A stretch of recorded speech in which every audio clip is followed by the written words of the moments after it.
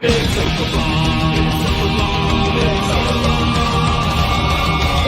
night in with Mauler and the drinker, getting trashed with the web screen thinkers. A cheap night cause I'm feeling kinda thrifty, got a 10-pack of beers and a bottle of whiskey. Hop off the cork, have a glass of wine, I'll still say I'll be fine. Trouble walking in a straight line, but pour me a Pinot Noir. It's open bar with our hosts, Mauler and the critical drinker.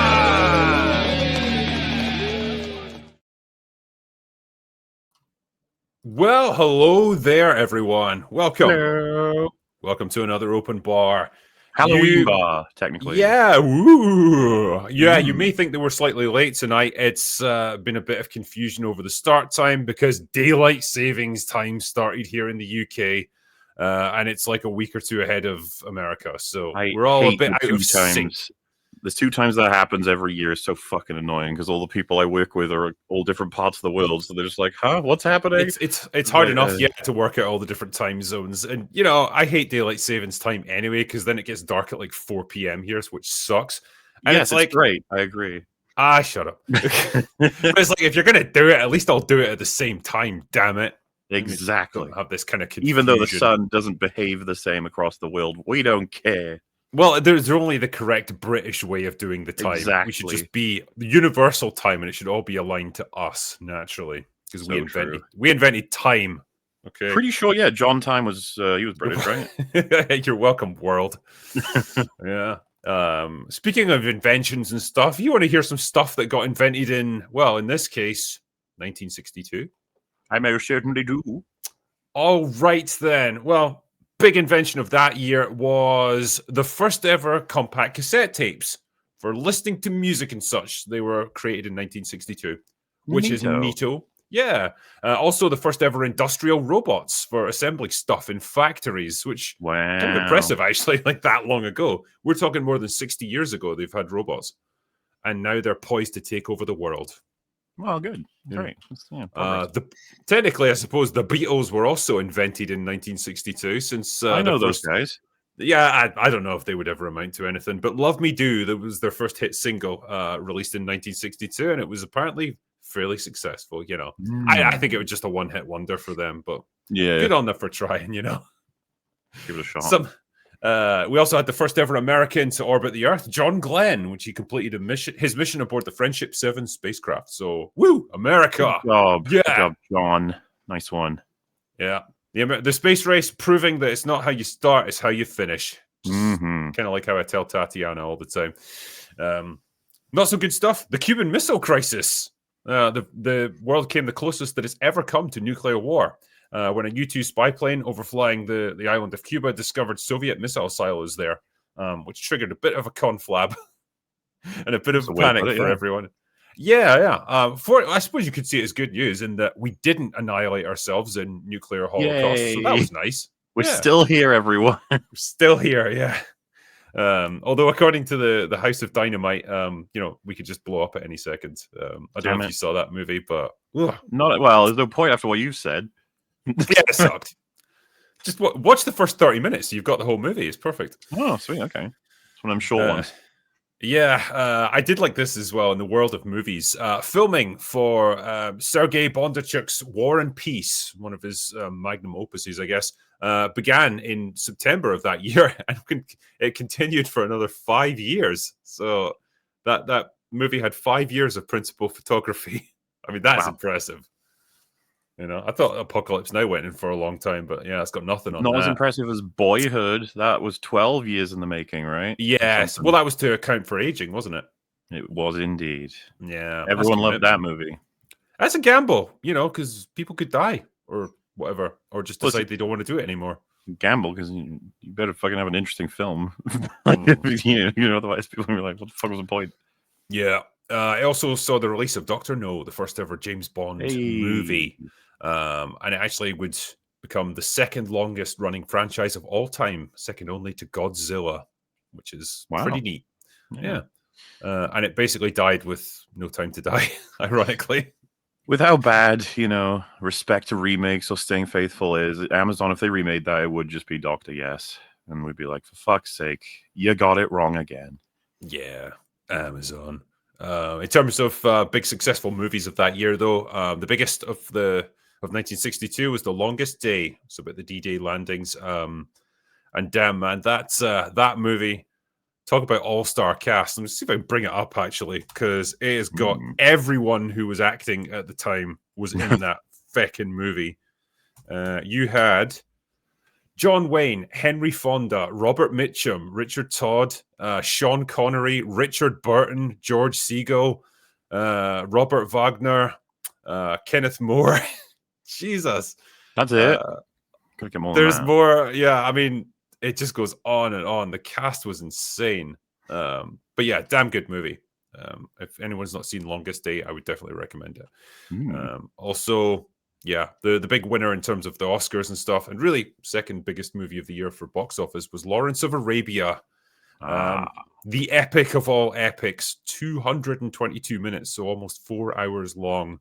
I sat down to watch it a couple of years back, and it was like a proper full day investment to get it done. Yeah. Worth it. Worth it? Yeah. I'd say so. I mean, it's pretty fucking good. But yeah, nominated for, I think, 11 Oscars, and it won 6 of them. See, some movies are just so good, they should win all the Oscars, including like Best Animated Film, even if they're not animated. Because at that point, just the prestige. Win everything. Mm-hmm. Yeah, it's also the year that gave us To Kill a Mockingbird, The Manchurian Candidate, Birdman of Alcatraz, Whatever Happened to Baby Jane, which actually is one of my personal favorites. I really like that movie. You've probably never fucking heard of it, but it's like Good call. it's a psychological thriller. So it's got Bette Davis and Joan Crawford in it, and they play two sisters who used to be actresses back in their day. One started out more famous as a child actor. The other one kind of blossomed in her later career before suffering some accident, like a car crash, and she ended up paralyzed. So her sister now looks after her, but she's like this drunken monster who just constantly berates her and hates her and stuff. But it became really famous because the two actresses fucking hated each other. Like, I see. They had a very famous rivalry in Hollywood, and there's a point where Bette Davis has to kick Joan Crawford on the ground, like she's like raging at her sister, and she legit beat the shit out of her for real, which is awesome. Well, we call it method. Yeah. Anyway, that's enough facts. Let's get our bar assembled, shall we? What do you reckon? All right. Well, welcome everyone to the bar. Movie Cynic, Chris Gore, and Despot of Antrim. How are you doing, my friends? Great. It's good to have you here. Oh, I should start by saying, Chris, we're all extremely jealous that you got to hang out with Sydney Sweeney at the premiere of Christie. I did. That's neat. That is pretty neat, I will say. Yeah. Well, it's par for the course. I'm part of the CCA, and they don't care about me but once a year, when they want to lobby for your vote. It's just as corrupt and transactional as Washington, D.C. So get ready. So you get to meet. How extreme do these transactions get, Chris? Because well, I mean, drinks. At least you want this vote, whatever. But I like it when the movie is good. When the movie sucks, it's a problem. But I've seen Christie, and it's quite good. Inspired by some films I really love, and it's a boxing movie and a true story. So can she box to a decent standard? Really good, and she put on 30 pounds for the film. She is not the Sydney Sweeney Yeah. So, yeah, I know. I mean, I gotta respect it, I suppose, because she posted some pictures of like training and stuff, and she did look pretty chunky by that point. So she's clearly bulked up for it, which is impressive to do. It melted off, but I think it all went to her boobs. If you've seen the recent photos, darn. I can show you if you like. Well, sure. if you Wow, there you go. I mean, she understood the assignment. Yeah, it's interesting because this is the event that she was at. It was something like Women in Power or something in Hollywood. Yeah, very powerful. I can't. Yeah, it's a powerful image, but I do kind of think like, is this the image you want to project about women achieving things in Hollywood and being more than just their sexuality? Yes. Let's take another look anyway while we're talking. But yeah, I mean, like I say, she knows how to make an entrance. That girl, I will say that for her. Put it on. She's not the first to wear wacky clothing and these sorts of things that you're like, wait, what the fuck? You know, in terms of skin revealy. I mean, But sure. I I think think she's she just heavy though. Yeah, I think she just she grabs the attention a little bit more than some stick thin actress who's just trying to get attention. Yeah, So. and I met her for a brief moment. I haven't posted this pic on social media. But I'm sharing it here with you guys. Hold on a second. Yeah, sure. There you go. Yeah, she was great. She was just very friendly, but I think what she really is a producer. She's a producer of her own projects, and she knows good material. So, and develops it for herself. So, like Madam Web. I think no, that was not that movie. She was a hired gun for that, but I don't hate that movie. It's so bad. I love that movie. Yeah, I weird. Ironically enjoy it more than the vast majority of movies that come out. Like, I would rather watch Madam Web again than One Battle After Another. Yeah, 100%. One Battle After Another is it's a very well directed movie, but I'll never watch it again. It's good in many respects, but I'll have a far better time with Madam Web. I'll back that. We need more Madam Webs. Madam Web is like it's like good natured bad. It's just like one thing that everyone was kind of united by, like, it's pretty shit. Like, but you could all have a laugh at it, and even the fucking actors in the movie had a laugh at it. So you've got to respect that. It's your kid's crayon drawing, but the kid is 30. And you're like, okay. Yeah. But yeah, like Despot was saying, like you would be more inclined to rewatch something like Madam Web and just laugh at the crappiness of it than watch One Battle After Another, where it's like, I can see the technical skill that went into this, but good God, it's a joyless, politically motivated propaganda fest of a movie. How many fucking messages do I have to swallow to get through this 3-hour bloviated mess? Yeah. What was this one? Yeah, here's a question for us. A question for the bar. I know the answer is obvious. I still want to hear from you guys. You have so many hot women in media, such as Emily Ratajkowski, Kendall Jenner, and Kaya Gerber. So why do you favor Sydney Sweeney? The heavies. The heavies, yeah. Yeah. I mean, I think as well, because she's happy to go with it as well.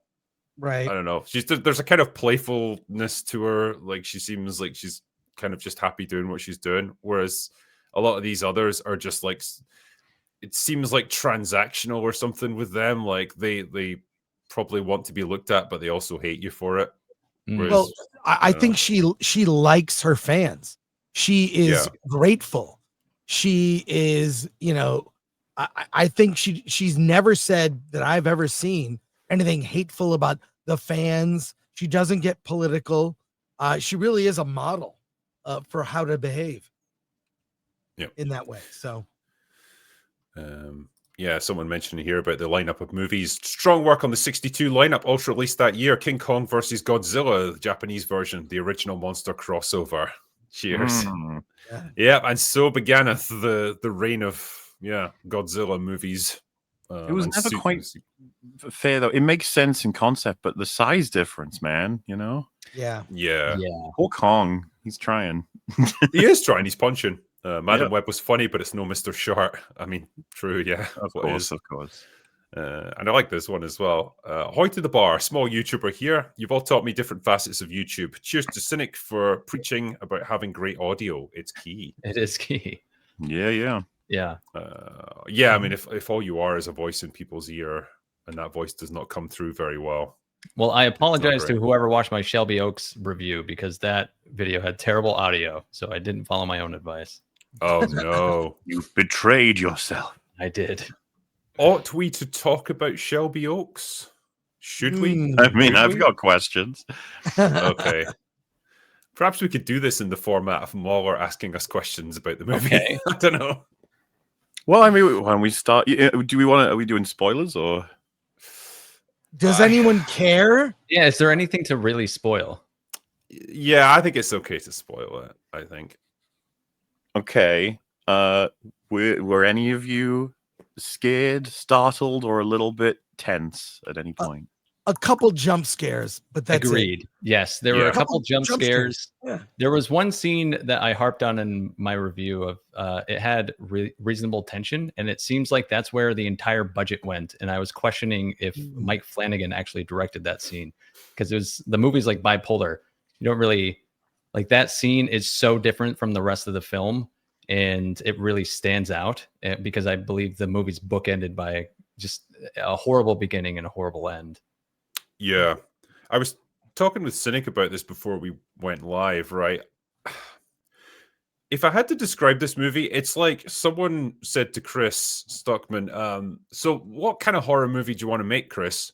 And he said, yes. Because right. It kind of feels like he's taken bits of every horror movie ever and kind of stitched them all together into one movie. And so there's little bits of everything. There's found footage. There's like crazy old lady in a cabin in the woods. There's a possessed serial killer. There's like abandoned theme parks, abandoned towns like Silent Hill. There's like an abandoned prison because it looks creepy. There's just all these things from every horror movie ever. There's like demonic possession, there's paranormal investigators, there's girl looking for her sister, there's childhood trauma that comes back to revisit you in later life, kind of like what Mike Flanagan does quite a lot. There's all of these things mashed together into one movie, and it's a lot to try and cram into one film, and it's not helped by about 80% of the movie is just the main character looking at things with a flashlight. I kid you not. Like the whole second act is her looking at walls, looking at footprints, looking at carvings on trees, looking at picture books, everything without any dialogue, and just like it just kind of deadens the pace of it. And I don't know. I know I'm probably getting ahead of like myself with the critiques here. I don't know. Do you want the plot for what it's worth? Why not? Who wants to try? The plot's pretty straightforward. It's takes place in Shelby Oaks, and that's an abandoned town that is being investigated by the Paranormal Paranoids, which is a YouTube channel, and they go and investigate paranormal activity. And it's being led by I already forget the character's name. Mia. No, Riley. No, Riley. Riley's the sister, yeah. Yeah, Riley, and she had been haunted throughout her life by what ends up being an incubus. And she disappears, and it's caught on film. And her sister Mia is doing it's kind of like it is a mockumentary, but there's a documentary being filmed about her going missing. And right after some filming takes place, a guy shows up on her porch and blows his brains out. And he has a tape in his hand, and she watches the tape, and it's more footage from the night that her sister disappeared. And so she basically follows a very linear path. That very evening, she actually finds her sister in a lost cabin in Shelby Oaks. And after she discovers that, she basically finds a book that there's a lot of show don't tell, but it isn't at the same time, because she finds this book that basically might as well be shouting like, read me for the plot. And her sister had been impregnated by this guy. And so there's a lot of paranormal, or the incubus rather is. Go ahead.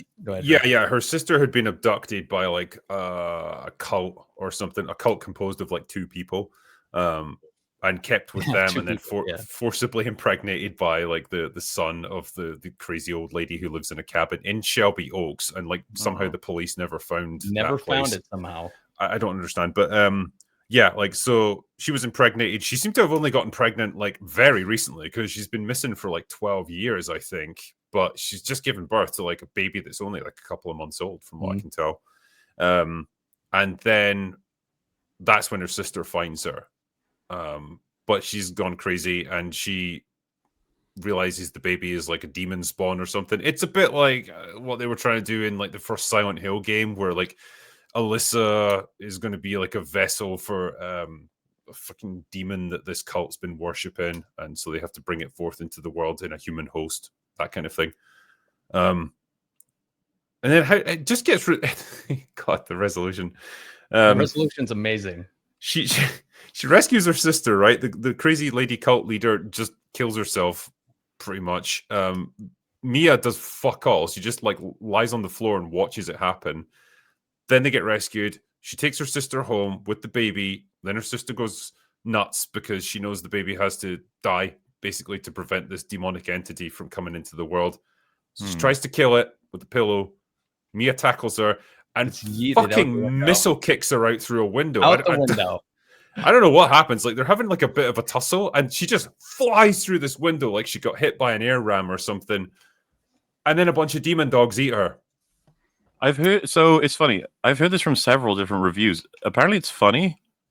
It is. It's laughed out loud. It's not supposed to be funny, but when she started getting eaten by the hellhounds, I actually cackled. It was really funny. It's just because it comes out of nowhere, and it's just that's what I mean. Like, a normal horror movie would have one evil, one threat, one enemy that you have to like deal with. Generally, like there might be a pack of them or whatever, but they're all the same thing. This has got like the incubus, it's got the hellhounds, it's got fucking possessed cult leaders, it's got serial killers, it's got everything going on. It's like I say, it's just kind of too much to condense into one movie. What's kind of crazy is saying it's got all of that, but simultaneously the second act is like slow and laborious. I don't know how to describe it. Like, this stuff's all in the background, right? And it's established. Then kind of nothing happens for like the whole second act. It's just Mia following, as Cynic said, a very linear set of clues. I mean, she gets given this tape by the guy who shoots himself, and that bit actually did make me laugh. It's meant to be shocking, but it's just so goofy the way it looks. But anyway, and then you get a fucking playback of it from her perspective, like where he blows his brains out and falls in slow motion, and it reveals the actress like playing Mia just going. And the entire the time, trailer, like right? the entire evening after he blows his brains out, she just has blood on her face to let you know that she's experiencing trauma. Like, not once did the husband even say, like, you want to clean up? Or that was so unbelievable. That was stupid. She so stupid, sits there with the blood on her face. There were a lot of things that weren't thought through. I understand maybe why he made that choice, but it was a bad choice. Well, it's because I could understand if like there was loads of stuff going on and she doesn't have time to go to a bathroom and clean up or whatever. But like, she's been interviewed by the police. They've all left. They've taken the body away, and she's literally sat on the couch with her husband, and he's pretty much like, "So, you okay?" And it's, "Yeah, I'm fine." And he's like, "Oh, I'm gonna go watch TV or something." And she's still splattered with blood. And she's got the point I was going to make, though, is like she's been given a tape by this guy who killed himself, and it's literally got Shelby Oaks stenciled onto it, which would be a pretty clear indication. Like, I guess I should just go to Shelby Oaks and my sister's probably there, or I might find clues. But instead, she goes and interviews. She finds out about this prisoner guy, or this guy who shot himself. He's done time in prison. She finds that out by speaking to the police. Then she goes to like the former prison warden, who's played by Keith David, who doesn't give a fuck about this movie, but interviews him. Then she goes to the prison to investigate that, and like runs into a hellhound, which then just doesn't do anything, and she runs away. Then eventually she goes to the cabin at Shelby Oaks. Like, it's like this really weird roundabout route that she takes to get to the place that's written on the tape. Is there good reason for why she doesn't involve the police with any of these? She gives a pretty stupid ass excuse because she could do the investigating anyway. She says that she doesn't want the police to conclude that the guy murdered her. The guy who blew his brains out, she doesn't want the police to conclude. She doesn't want the police to close the case. So she's going to take it upon herself, as if she still couldn't anyway. Yeah, I was going to say, that wouldn't matter. Even if they closed the case, she could still pursue it. So right. And there's a lot more manpower with the police being involved. And then, of course, letting the police know that she's even on the case so that someone knows what happens if she disappears, right? Right. And then, of course, you just mentioned a husband. Is he involved in the movie at all? He's a complete non-entity. Yeah. He doesn't do anything. He's there to provide the... so the reason why at the end of the film, Mia, the sister who rescued Riley, doesn't want the baby to die, she's alluded to having... problems conceiving, so she's kind of have baby brain, and that's why she doesn't want the baby to die, even though it's pretty logical that it's like a evil, possessed baby. Yeah. But yeah, the husband doesn't really. It's weird as well because she goes off on all these wacky adventures, and he just never like checks up on her or says like, "Hey, maybe I should come with you and like watch out for you or something," because this all seems pretty dangerous shit. It's a weird character, and he just kind of isn't there for any reason. Do we see his reaction to the? Is there an aftermath in this film after the hellhounds? No. No. The hellhounds eat Riley, and then the incubus like possesses Mia, and then we cut the credits and it's over. Oh, okay. Shelby Oaks 2 then, guys. Yeah. Like I say, I mean, because when we're talking about this movie, right? And I was saying this to you guys earlier. There's two ways we could look at it. You could look at it as the first directing effort of a fucking YouTuber who's wanting to try his hand at filmmaking. And if I was to look at it from that point of view, I would say, yeah, he's done pretty fucking well, because I'd imagine putting together a feature film is no small task. Agree. And the directing, I think Chris Stuckman is probably a much better director than he is a writer, because generally either that or the DP on this was really fucking good. But like the cinematography generally looks pretty good. Like it's a competently enough shot film. It's just the problem is in the script, I think. But yeah, from that point of view, like I think he's done really well. But like if I was to judge this, if I was to pretend like he's a legit filmmaker or whatever, yeah, it's not a great movie. And like, I was by any saying normal too, standard. A lot of people are handling this with kid gloves because of the fact that he's a YouTuber, but I completely disagree. It's a wide release film. He was given a pretty reasonable budget for a horror movie in particular. I paid to see the movie. He is entitled to the exact same level of criticism I'd throw at anything that I go to the theater to pay for to see. Well, I mean, it's a bigger budget than Saw and Paranormal Activity.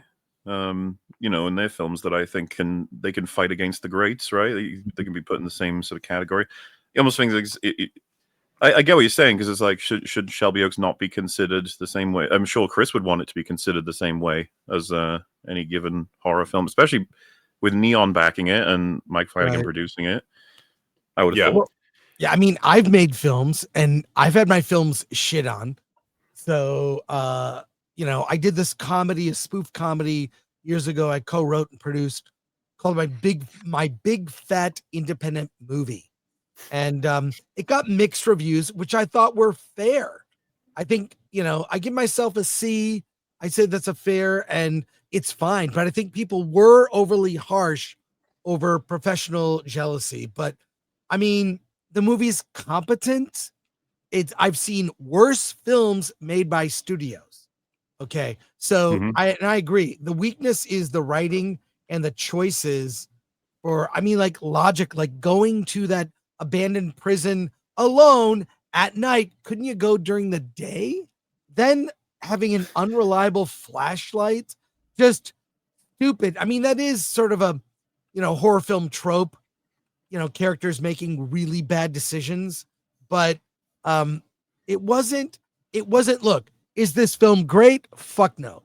It's not great. Is it not a piece of shit? You can quote me on the poster. Not a piece of shit. It's not shitty and competently directed. There were some moments I thought, well, the tone of this is actually decent. I did like the turn when it went from like, documentary found footage style into narrative. I thought that was, it's kind of clever. It's not all found footage. And then it's just a dismissible horror film I've seen 100 times and with influences from better movies. So it's kind of like, and the worst thing is Stuckman just took no risks. It's so safe.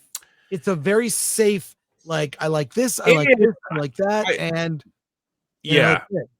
I can 100% understand, because if it's your first relatively big budget feature film, right, and this is kind of what you're going to get judged on, I would say that probably is a time to play it safe and not do some crazy experimental art house thing that 5% of people will love and the other 95% will fucking hate. So I mean, it's understandable. I think you're 100% right in that it's, by all normal standards, it's just a forgettable, dismissible, generic horror movie for the most 100%. part. 100%. Not terrible. It's better than Rogue Elements, so fuck it. I'll say that for it.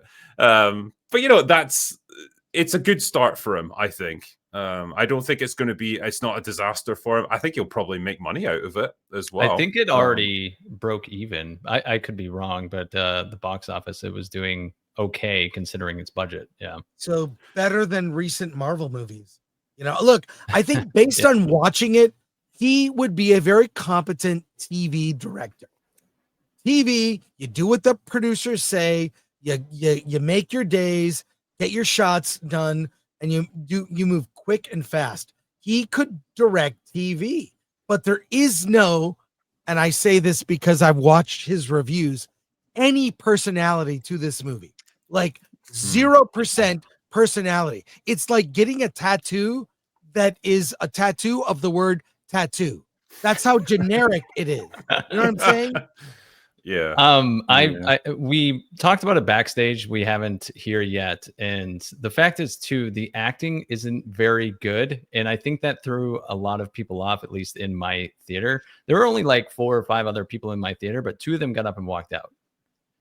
So there was within the first 30 minutes of the film, and I think it was because the acting is so off-puttingly bad, and that's kind of a director problem where he had Keith David in the film, and even in his one scene, you could tell he just didn't give a shit, and it kind of tells you that he didn't know how to direct this guy or how to lead him.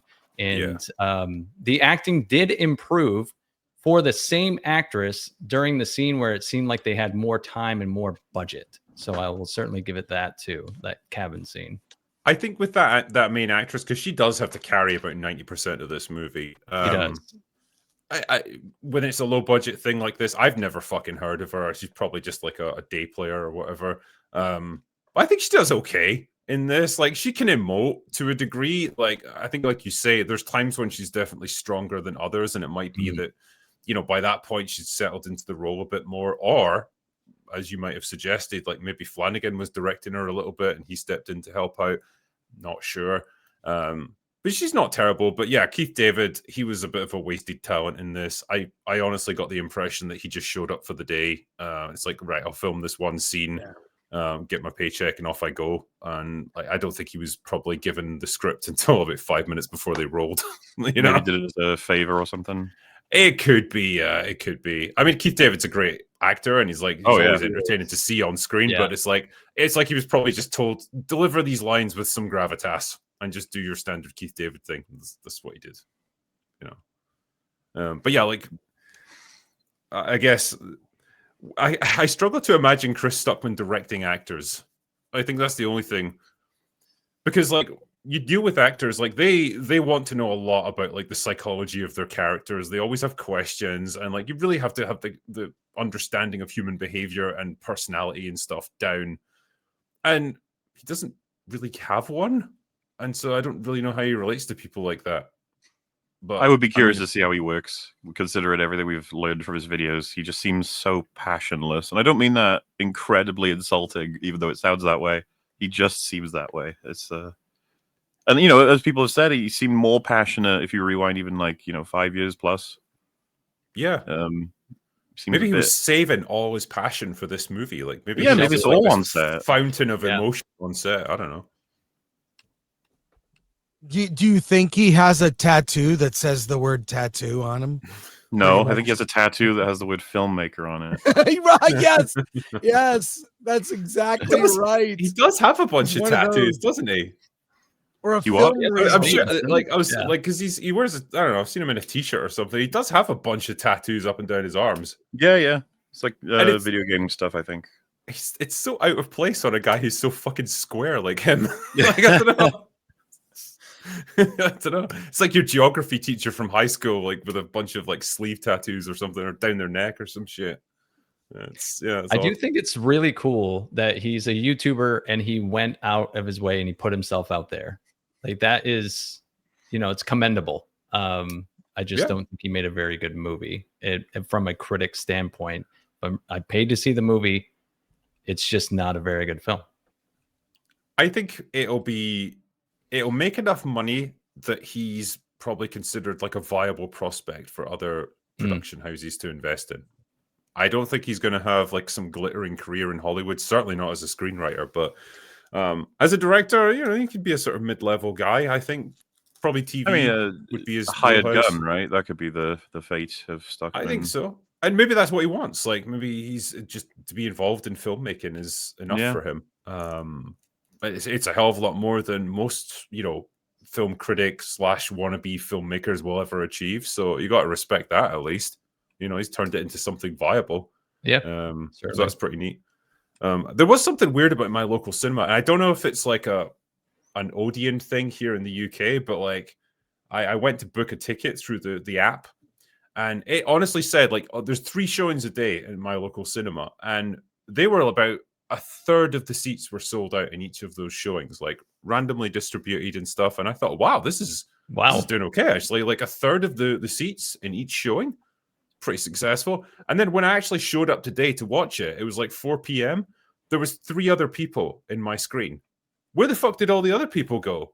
I don't get that. I do wonder how many people book them and just don't turn up. Is that a thing? Like, well, do you have like a subscription service? Like I have Regal here, and I have a subscription, so I might book a movie and just not be able to make it, and it doesn't matter. It doesn't cost I've never seen that many people not show up though. Is there a thing of like some seats are reserved for some kind of like special promotion with some other thing, like where they offer tickets and so they have to save seats for them or something? Maybe that, but then I would expect them to be in a block, you know, all together or something. Yeah, but like a whole row. But like they were just all over the place. Like random people had booked them, you know. But then no one actually showed up for it. Yeah, I don't know. It's odd. It's kind of sus. But yeah, like literally, there was me and there was 3 other people in that screening. That's all there was. So did they like it? Those other people? Hard to gauge, really. I mean, they all got up and left pretty quickly. So. They're also British, so they don't say much. Yeah. Oh, so you were the only one left in the cinema?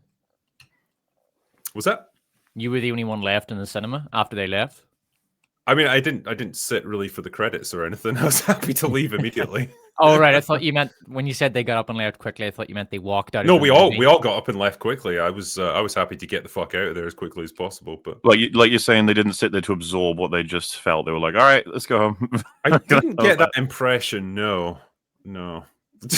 It did get a C+ cinema score, which is not good news. Yeah, that's not good. No. Well, no, the score for Cinema Score, for IMDb, for Rotten Tomatoes, for Metacritic, they're all pretty bad. Yeah. This is the thing, right? Because I think Chris Stuckman fans will give this probably a really good rating, which is understandable.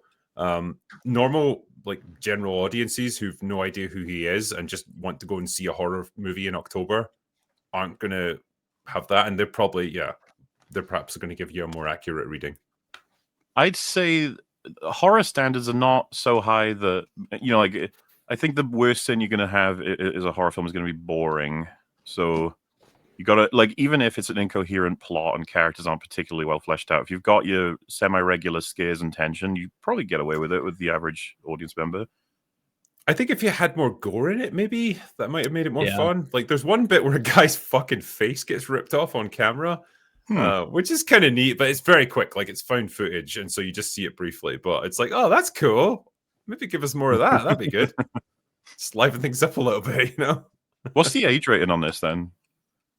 I don't know. 15 or 18? Probably it's going to be a 15, I would imagine. There's not a lot of fucks or anything in it, and there's no nudity, so, you know, can't have everything. No fucks or fucking terrible. Yeah, exactly. That is a good question. What if honestly, the mind boggles at Chris Stuckman directing a sex scene. I can't, man. That's something I really would like to see. I just want to see how he handles it. Are you sure? It'd be so funny. Like, do you wish to engage in sex? Yes, I do. I need you to I need you to. Can you hold her? Can you put your hand? Yeah. God. Stop it, Moa. You're turning me on too much. It's interesting. It definitely could have been a PG-13, but it's rated R. Oh, okay. Really? Yeah. Rated R for what? I don't know. That's what a guy rated blowing R. his brains out, so that's probably why it's R. But how graphic is that part? It's not very graphic, though. I don't remember. It's graphic enough. I mean, you know, That's probably not PG-13, but to me the worst offense is it's your first movie. Show us your balls. Like do something original. There's that nudity again.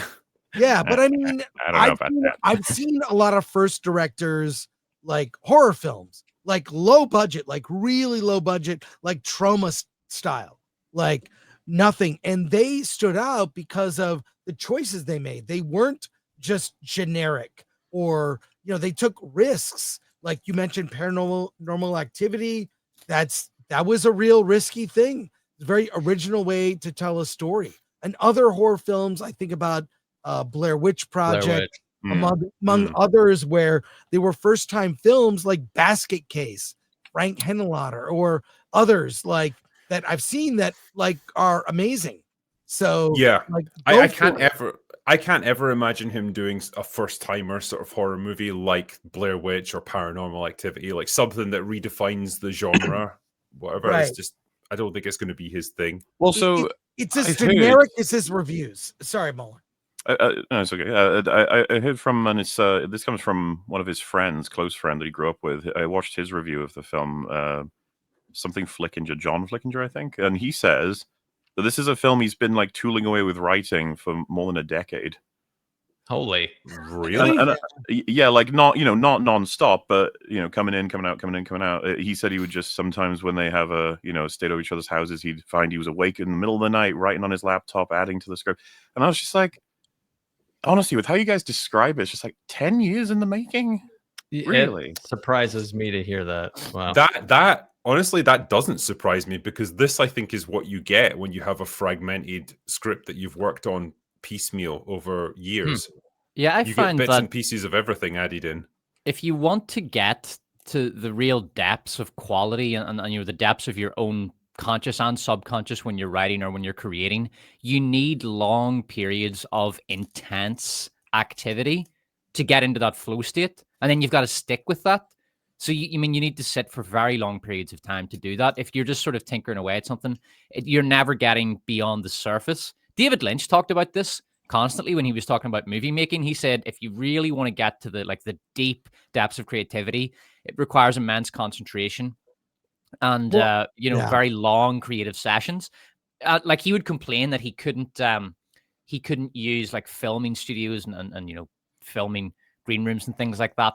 He wanted them for 2 weeks, and the studio would only give them for 3 days, because in his mind it wasn't just about going in there and getting the shots that he needed. He wanted to be creative in there for long periods of time. So if you're just tinkering away at something, you're never going to do anything interesting. There's a great book by David Lynch about that topic called Catching the Big Fish. It's about ideas and meditation and how to just make things that are original. Like having seen a lot of horror movies in a year, I see the small indie ones. Look up a movie called Cannibal Mukbang. It's about a female serial killer who does those food videos doing mukbang on YouTube. Way better than what Stuckman did. There's a film also I saw recently called Ick, starring Brandon Routh. That is awesome. That's really about COVID madness, but it's about a weird weed that grows, and either people ignore it and like, it's not a big deal, or people are like destroyed by it. It's awesome. And that's what I mean. I've seen a lot of low budget indie horror that are much better than what Stuckman did. This is just very basic. And that's the worst you can say, but it's competent. He could do TV. He shouldn't write. So, yeah. Well, I reviewed one recently just called it was called Whiteout, and it's a survival horror kind of story. Not with zombies, but it's like a group of guys who escaped from a Russian prison camp, and one guy that they bring along with them, they do it for the specific purpose of, if we run out of rations and we're starving to death, we are going to eat bits of you. And he's presented with the choice of like, we can either kill you right now if you can't handle this, or you can come with us. You might just make it out, but you're probably not going to make it out in one piece. And it's like, that's an interesting prospect, and it's a pretty horrific thing to face up to, but the movie tackles it, and it was done on a fraction of the budget of Shelby Oaks. Yeah, Good Boy was excellent this year, and that only had a $750,000 budget. Yeah, I really enjoyed Good Boy. It was Same. a fun movie. Same. Yeah, it was good. Here's one for you, Chris. Chris, you made my big fat independent movie. I love that one. The scene with the subtitles was brilliant, and Jason Mewes as the radio was hilarious. Oh, thanks, Chris. It's a movie that, I mean, again, I think a C plus is a good rating for that film. But it turns out that fart jokes and vile humor, people who love indie movies don't appreciate it. I don't know if you saw the trailer for Facamol. Yeah, that Loved it. Honestly, I laughed loads on that. Oh, I love the. Have you seen the Red Band trailer?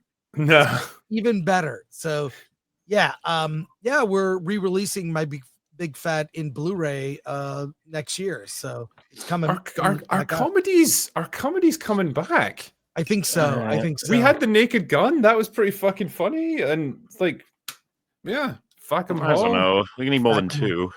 Exactly. There was another one. What was it? Well, yeah, we had Happy Gilmore too. I'm not counting that. I had moments, but I barely want to count Naked Gun, but I'll allow it. But Fack-a-Mole, I'm hoping, is actually going to be one that surprises with how creative the jokes are, and we can get a bit of edge. I'd like a bit of edge, please, with my comedy, please. Yeah.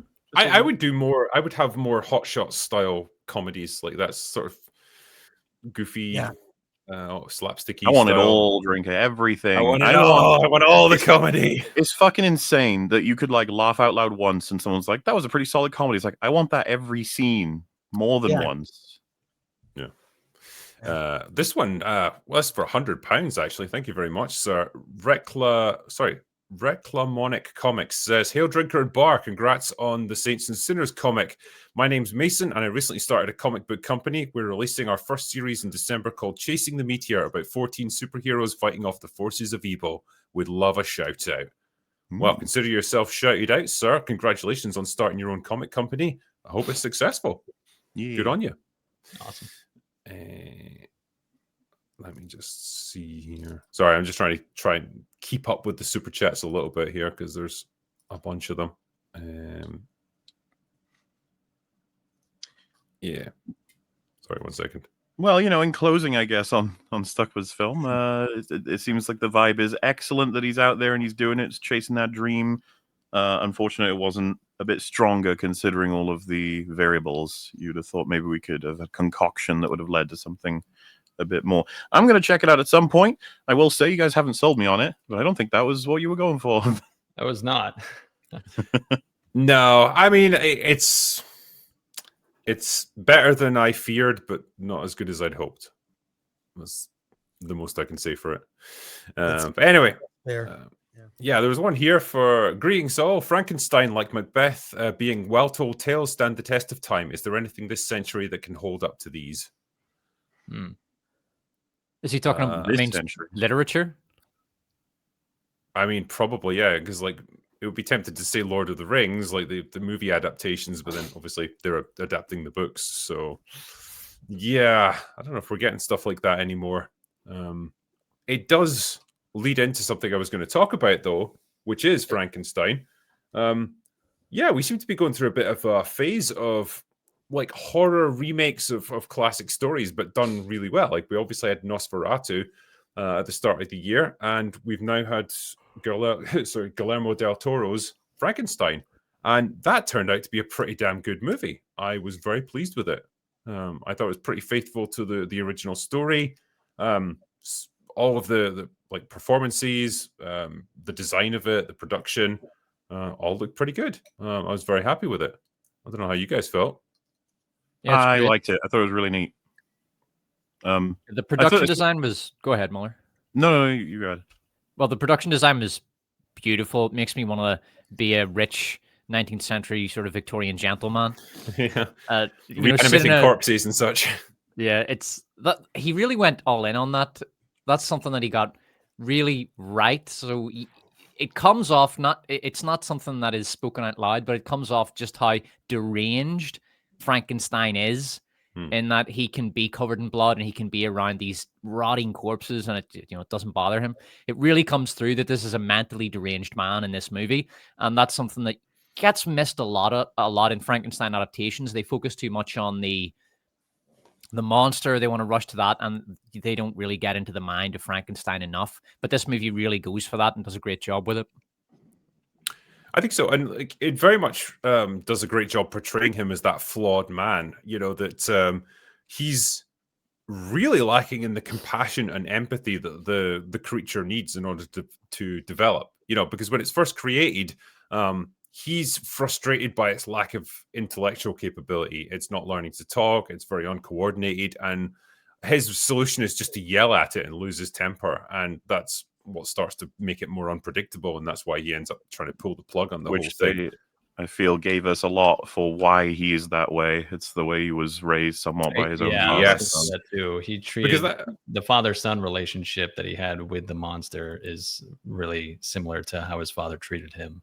I appreciate Guillermo del Toro putting Charles Dance in this movie just for me. That's thank you very much. Trying to appeal. He's not in it for long, but he's very good in it. You get a nice chunk of him at least. And he's still typecast, that poor man, but he's still excellent at playing that kind of character. Oscar Isaac, I have to give big shout out to him. Like, I was super impressed with his performance in this. Does he ever have a bad performance? He's good, top tier, I think. Good. I wish he'd never done Star Wars. I just feel like Poe Dameron's fucking tainted my perception of him. His line, somehow Palpatine returned, it was delivered so perfectly, and it's the most iconic line in that trilogy. Yeah, true. Everyone says the same thing. It's like you can feel what he feels when he says that line. Yeah, like he fucking he lets out this big sigh before he says it. Like, "Fuck me. I cannot believe I have to say this." I hope we get an interview like in 5 years from now where you can just be honest about that line specifically. Just be like, yeah, that was funny, wasn't it? Didn't he say like he would only come back to Star Wars if he needed a fucking extension on his house or something? Yeah. Like, it's like no reason to go back to he's it. bigger than Star Wars, you know. Him and Adam Driver have both done really well for themselves outside of Star Wars. I think they were kind of established before it anyway. They were certainly building up, if not established. And the fact is, they were both, I imagine, I know Oscar Isaac was, but they were both very much invested because of what it meant to them when they were younger. It's going to be one of the many films that inspired them to pursue the career. It's one of those things. It's like a rite of passage. Hell yeah, I'll be a part of fucking Star Wars. But now it's like, hell no, I won't be a fucking part of Star Wars. Why would I do that? It's like, yeah. Which is the same transition that Marvel had as well. People like desperate to be a part of it, and now they're like, I don't know about that. Even directors, like back in the day, you know, you would have prestige directors like, say, Kenneth Branagh, who would do Marvel, but now I don't know, maybe they would struggle to get directors because they don't want their name tainted and they don't want to spend 3 years of their career, 4 years of their career on some Marvel project that gets changed 5 times when they're trying to film it. No, you're essentially feeding your creativity into a giant meat grinder in a factory that's horrifying and covered in rust, because that's what Marvel is now. And so I think there's a reason they hire a lot of like either indie directors or directors that did like 2 movies like 15 years ago and haven't done fuck all since, because they've got a certain like mystique around them, and it's like, hey, we're uplifting, you know, independent voices and giving them a chance, but they don't actually like contribute anything. They're just happy to have jobs, and so we can just do what we want with it. I mean, yeah, look at Chloe Zhao when she was doing the Eternals. You know, up and coming director. She did whatever that fucking like road trip movie was that won her an Oscar. Great and all, but like you don't really transition from that to like a $250 million ensemble superhero movie and expect to make a success of it. Didn't matter though, because they didn't need her. They just wanted her name. You know, They cast her. They did, yeah. Like Gary was 100% right. They cast directors just like they cast actors. Well, they didn't do that initially. They actually got indie directors like James Gunn, among others, to do their films. Even Jon Favreau came from indie film. So, but wow, she is ill-equipped to do that. Her new movie Hamnet is very good for that type of film, more in her wheelhouse, I would say. Yeah, but, Eternals might be one of the worst. What is a wheelhouse, and why do people have houses with wheels in them? Well, more suited to their abilities, I guess. No, I know what the phrase means. I just mean, where did it come from? What is a wheelhouse? I have no idea. I mean, do you want to know the terminology for it? The wheelhouse is part of a boat.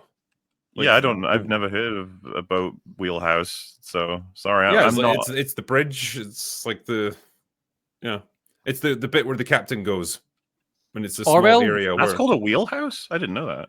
So not on like a big ship, but like on, say, like, I don't know, say you've got like a fishing trawler or something, like something relatively small, and you've got like that little, it's almost like a garden shed at the back of it. Like that's the wheelhouse where the captain steers the ship from. And so it's just like that area where he's comfortable, and like that's the area that he needs to stay, because that's his area of expertise, steering the ship. There you go. Makes That's sense. the wheelhouse. So yeah, Learn something new every day. Yeah. But yeah, on the subject of Frankenstein, I was going to ask you guys, how did you feel about, like, say, the monster design for this? Because normally we're quite used to seeing the monster as the creature as being this big lumbering monstrosity, or it's like horribly scarred and disfigured and stuff. Here it's a much more stripped back look, and it's not designed to look horrific necessarily. It kind of ends up that way later on, but when he's outside for the first time and wakes up, did anyone else get an engineer vibe? I was like, oh my god, a little bit, yeah, just like him. Which is not the film's fault, okay? That's Ridley Scott's fault. Like, he had to make that movie. Well, the actor is very big, isn't he? Who plays? I think he's like 6'5" or something crazy. So, yeah, I mean, Oscar Isaac as well is not a big guy, so when he towers over him, you know, I think it works. There's a scale of Frankenstein monsters. Like do you guys remember the one with Aaron Eckhart? Was it? They made him into an action hero. Yeah, that's a huge mistake. But then you have, I know some people really didn't like the one from Van Helsing. Remember? I knew you were going to reference Van Helsing. I like Van Helsing. I'm just saying. He's steam powered. It's amazing. Yeah, no. It's. I think I have much more to say positively about that design than fucking Aaron Eckhart's one. But I like this one. I think I get what he's going for. He wants to make sure the humanity is very clearly understood at a first glance, but simultaneously he is a corpse stitched together. Yeah, but where are the stitches? That's the thing. It's just really straight lines. They healed up really well, okay? I mean, he does have regenerative powers, which is not in the original book, right? No, it's not. But that's something that I guess everyone wants to give Frankenstein because a lot of people attack him and they want to justify how he can survive it. He can take a lot of damage, and I think it does factor into his like ultimate problem, which is he literally can't die. Yeah. And so it's like it's not like he's even this misshapen monster that can never fit in with humanity, but he, if it worst came to the worst, he could always like end his own life. He can't even do that. He literally can't stop existing. And so, like, what the hell does he do? Obviously he's going to need he's going to want a companion for this, someone who's experiencing a bride, you might say, a bride for Frankenstein. And so that leads into the same thing that the monster or the creature from the original novel demanded. So yeah, it kind of makes sense. And in the book, as far as I understand, like Dr. Frankenstein dies, the monster wants to stay with him and is planning to like burn both of them on a funeral pyre, so they both are going to die. In this one, the movie ends with him almost like starting anew. Like Frankenstein dies, he leaves the ship to stay behind with them, and then he's like welcoming a new dawn, and it's almost like his life is beginning again. And it's kind of left ambiguous then what he's going to do next, but he's clearly alive at the end of it, which is an interesting new take on it, I suppose. The look also works very well in terms of visual symbolism, and it ties into the theme, because when he's born, he looks kind of like a blank slate. He looks somewhat clean and untainted and innocent.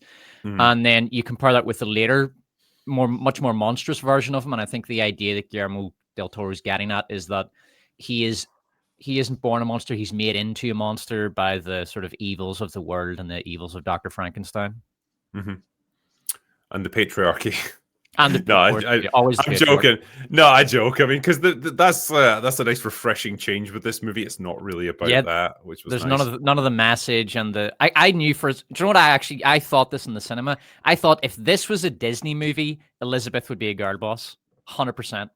Yeah, like she would be. I'll tell you what would happen if it was a Disney movie. You would have Dr. Frankenstein fucking up, and then Elizabeth telling him, "You can't do this," and he fucks up the whole experiment and creates the monster, and she has to fix his mistakes, something like that. But she would definitely be a scientist and a guard boss. She would be the one who develops the technology to bring people back, and it would be for altruistic reasons, and it would be a perfect and amazing. And he then subverts it to make this monstrous creature because he wants the glory or whatever. Yeah, something like that. But here in this movie, she is actually what women were in Victorian Britain, which is, you know, a prospective wife. She seems like she's been very well educated. She's probably been off to finishing school or whatever they called it back then, and she's a very lovely girl, not a sort of modern in your face feminist type. It's a really refreshing, nice change.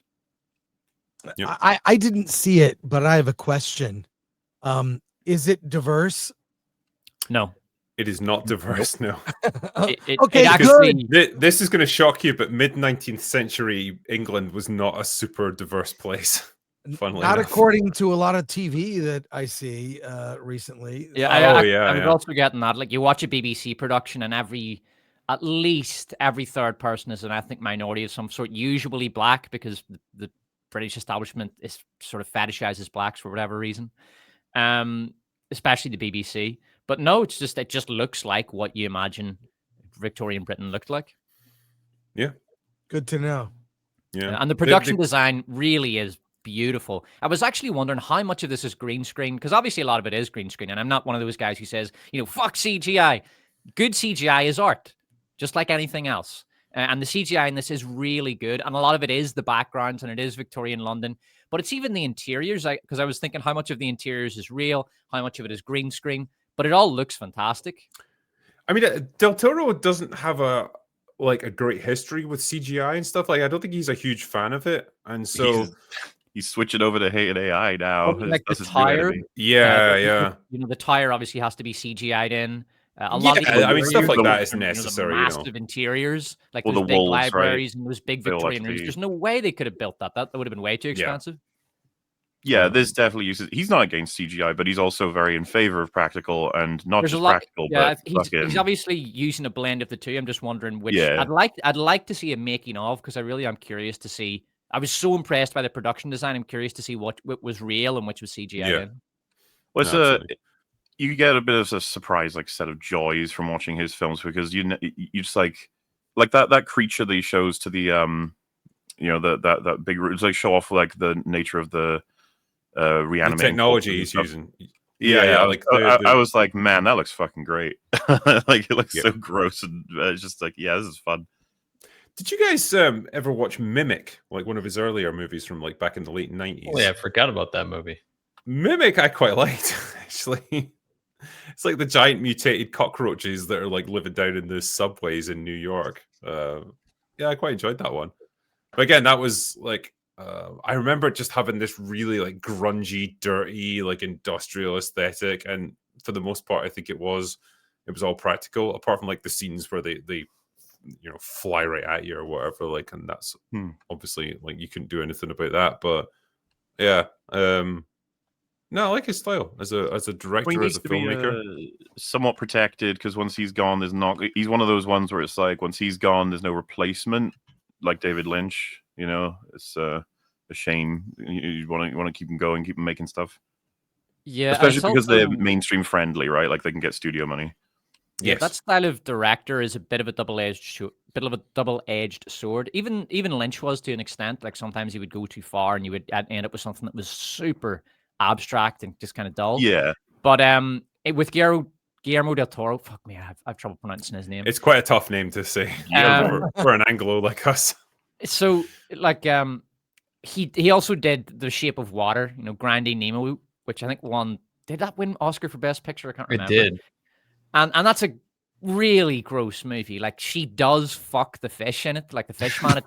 That's not a meme or a joke. Like, she does. She even there's a scene where she describes to a friend how the fish man's cock works, and it's so gross. It's a bizarre film. It's a sort of weird mix of good and bad. I wouldn't want to watch it again. Oh, I totally get what you're saying. Like, but for those kinds of artists, like, I'll take, you know, some wacky, weird projects that we'll never see again in exchange for getting some really cool, unique stuff.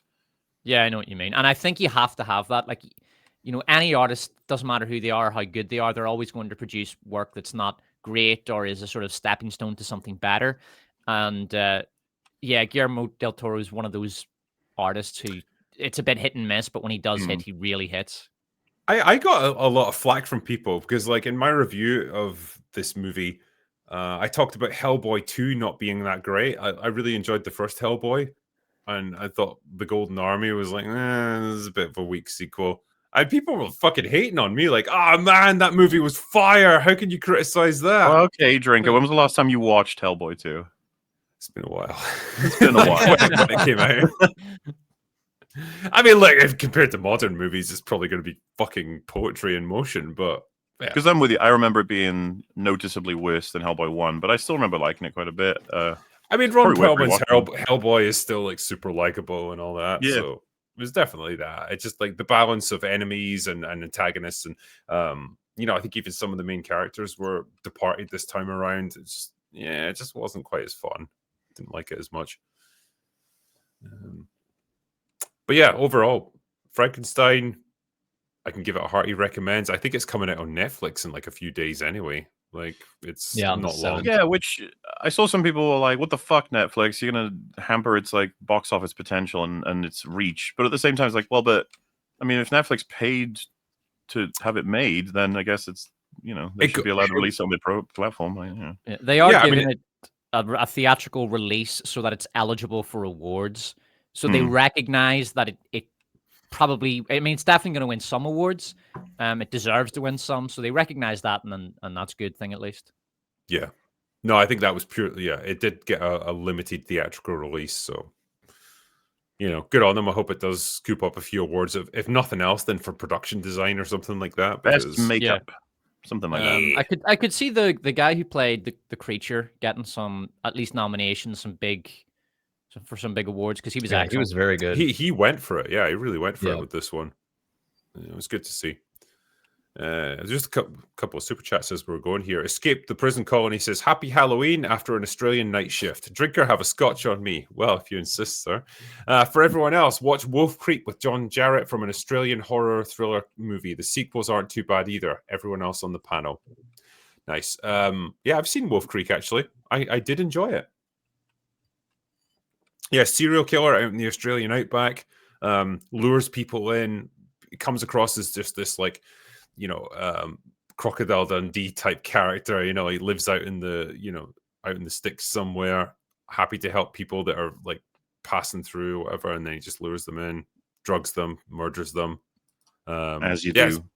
I think it's based loosely on a true story. I could be wrong there, but yeah, he's really cool because he's like this really horrifying serial killer, but he's kind of like happy and you know, cheerful almost about what he does. It's a weird contradiction, but the actor that they've got plays it really well. So Wolf Creek's a good movie. I've not seen any of the sequels though.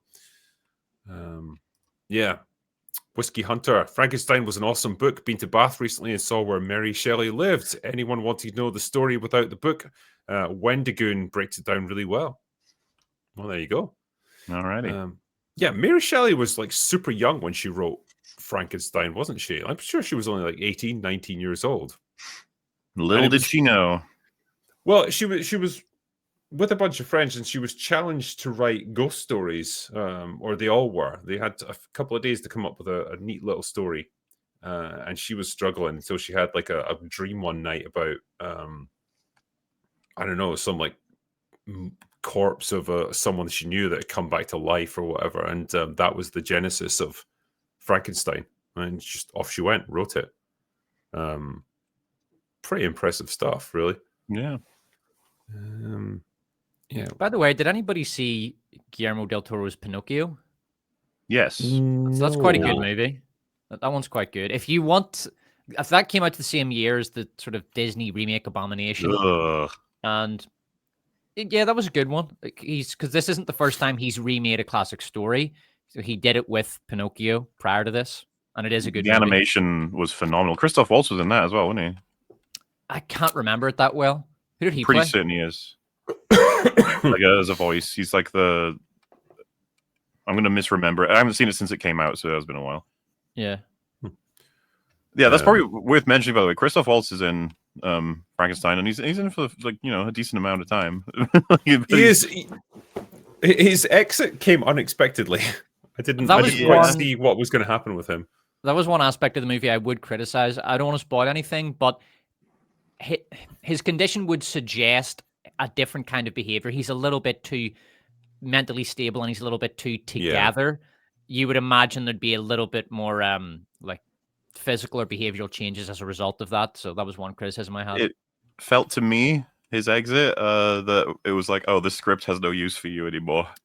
Yeah, also pretty the much, thing, yeah. the thing he wanted, he's clearly an intelligent man. And he's used to making deals because he's a finance guy. So you would imagine that he would have talked to Frankenstein about that much sooner, as opposed to last minute. Yeah, Yeah. I gotcha. I did think that because like the whole premise of the film is basically that it's getting told from Victor's perspective, but they open with like this is Victor's story in a sort of panel, like a title sequence. So I was like, oh, so I'm guessing we're going to get his and then the monster's story. I just thought that the way that they did it was kind of funny. I don't think this is very spoilery, but eventually Frankenstein's monster bursts into the room and it's like, oh God, what's going to happen? And he's like, I would like to say my end of the tale. Yeah. It's like, okay, fair. Yeah, it's like you've right. heard his tale, now you'll hear mine. And I just thought, how do you know that he's heard Yeah, how do you- Frankenstein's story? Like, he might have said nothing at all during that time. But yeah, it's I don't know if that's how the novel is structured as well, where you get some from the monster's point of view or what. But yeah. Blank Face says, "What's your favorite Halloween song, and why is it spooky, scary skeletons? Happy Halloween to the panel." Thank you. It's a pretty good one. Did you guys ever watch a movie called Graveyard Shift? I think it had like Brad Dourif in it, and it was like one of those cheesy like 80s horror movies. That had like the goofiest theme song at the end of it. I absolutely loved it. Yeah, it's like giant rats that end up infesting this building and like eating people that have been sent down to try and clean the place out. That's based off a Stephen King book, right? It is, yeah. Brad Dourif's amazing, and he's like an exterminator, and he is like the most batshit insane version of Brad Dourif that you'll ever see. I like do you guys know the song Hush Hush Hush Here Comes the Boogeyman? It's like a really old song. I think it's got like a really creepy edge to it. Oh God, not Boogie. Not that one. That would be too creepy. He's coming to eat you. Yeah, because it actually pops up in BioShock 2, I think, and in Jeepers Creepers. Yeah, it was in '87 that song was made, but I always liked the vibe. The vibe, yeah. Yeah, not familiar, but people are saying beware the tipples. Beware indeed. Beware. Let me ask you guys something. Are you excited for Witcher Season 4? Isn't it out right now on Netflix? Just coming out, and the reviews have started to drop. So because I looked on Rotten Tomatoes, and bear in mind, given the backlash, I would expect a little bit of review bombing. So people who haven't seen it but who hate the concept. Oh no, you're behind, Drinker. It's down to, is it changed? It's down to 17% on the Jesus audience Christ. review. Oh, and the critics have improved though. The critics are up to 53%. So Rotten Tomatoes so there is still hope that it's a great show. Cool. I'm sure it's going to be awesome. But basically, even the fucking critics aren't pretending to like this heap of shit. IGN gave it a 7, so that means it's probably that could mean anything. 7. I love this as well. This headline from The Guardian. It's like The Witcher Season 4 review. Liam Hemsworth is as charismatic as a bollard in a wig. Now, they're probably not wrong on that, but I just thought, isn't it interesting in this female-led, female-produced, and female-dominated show that you chose to hone in on the one male actor in this as the problem, as if like the writing is an absolute dog shit. As if women ruin show, men to blame. It's kind of like, because it's The Guardian who are reviewing it, so obviously they're going to attack the one safe target, which is the white male lead. But like, the problems go way deeper than that. Like, Liam Hemsworth was handed a poison chalice with this one. There was no way he was going to make this show successful. No actor was going to make The Witcher successful at this point. And yeah, like the real critique should be about how it was written. Because they had everything they needed to make this a successful show, and they failed spectacularly, particularly after season 2. Like, it just absolutely went off a cliff. Wow. Excuse me. But yeah, so now apparently the audience scores are down to 17%. Yeah. Yeah, I mean, I saw The Witcher. I saw The Witcher Blood Origin, and Jesus Christ! Like, I was watching that for my channel, and I couldn't make it past the second episode. It was shocking how bad it was, and I was expecting it to be bad, and I was still kind of surprised. Like, Jesus Christ, this is something else. It's like a woke fever dream, and it's abysmally made. That's what killed me on The Witcher ultimately, because I was struggling with season 3, and I was on the verge of quitting, and then I watched Blood Origin, and I just decided, no, I'm done. I can't do this anymore. Did you It's make not it through all worth 4 episodes? Yes, I did. That's very impressive. But then I didn't make it through season 3, and so Yeah, you know, it's swings and roundabouts, isn't it? Something's going to kill your appreciation of it, and yeah, it was that for me. and it wasn't just the woke stuff. It was so dumb. There was this Scottish guy who was supposed to be playing a king, and he was walking around, and it just looked like a guy from down the pub, but he's walking around with this crown on his head, and it was awful. It looked ridiculous. Yeah, I love. There's an interview with Lauren Histrich, and I'm not going to use her stupid double-barreled surname because they're made-up nonsense. But anyway, she said here, she was talking basically about the different versions of The Witcher that we've had over the years, because we obviously started out with the novels, then you had the games by CG Projekt Red, and then you've got the TV show, and they're all quite different from each other. Particularly the TV show. But she was trying to basically justify the fact that her show is complete fan fiction nonsense. She said you have to start to weave them together, all these different versions. You have to understand how these adventures lead our characters to where they are meant to be. She said you have book fans, you have video game fans, and then you have fans that know nothing about this world until the show existed. I love how she said that instead of saying you have TV show fans, because there are no TV show fans. But she could have said there are fans of entertainment, and we've had a lot of trouble cracking those guys, you know? Well, yeah. But she says we can't choose one audience. We have to remember what we are doing, which is a television show. She also said the books still exist, though. No one's taking the books away. No one is taking the video games away. I think everyone can have their version of The Witcher, and this is this version. Nobody ever fucking says that when their thing is good. Yes. And it should be kind of obvious to her at this point, like, well, yeah, you can have these different versions of The Witcher. It's just funny that yours is the shittest and nobody wants it. Well, I mean, she's not wrong when she says everyone can have their own version of The Witcher, but that doesn't mean everyone should. If you're going to adapt something, you should adapt it faithfully. Otherwise, do something else. Yeah. This isn't about you. This is about getting to the dramatic and thematic and creative core of the original work that made it great. If you think you can't do that, you shouldn't be here. It's not about you. It's not about your version. Fuck your version. If you want your version of something, go make something else. Do you think there can be any exceptions to that when pushed to the extreme, though? Because I always think about there are exceptions. I mean, you could argue with like Shakespeare, because there have been so many different interpretations of Shakespeare. Right. Some of them have been overtly political. You could do something like that. But when I was going to say you could take something like The Shining as an example, right? Kubrick took the original material, did a very different version for the movie. Both of them can be appreciated, but you can draw that distinction between them and say, well, these are the completely different takes on the same thing, and they both have merit. Well, at least there's artistic skill behind them.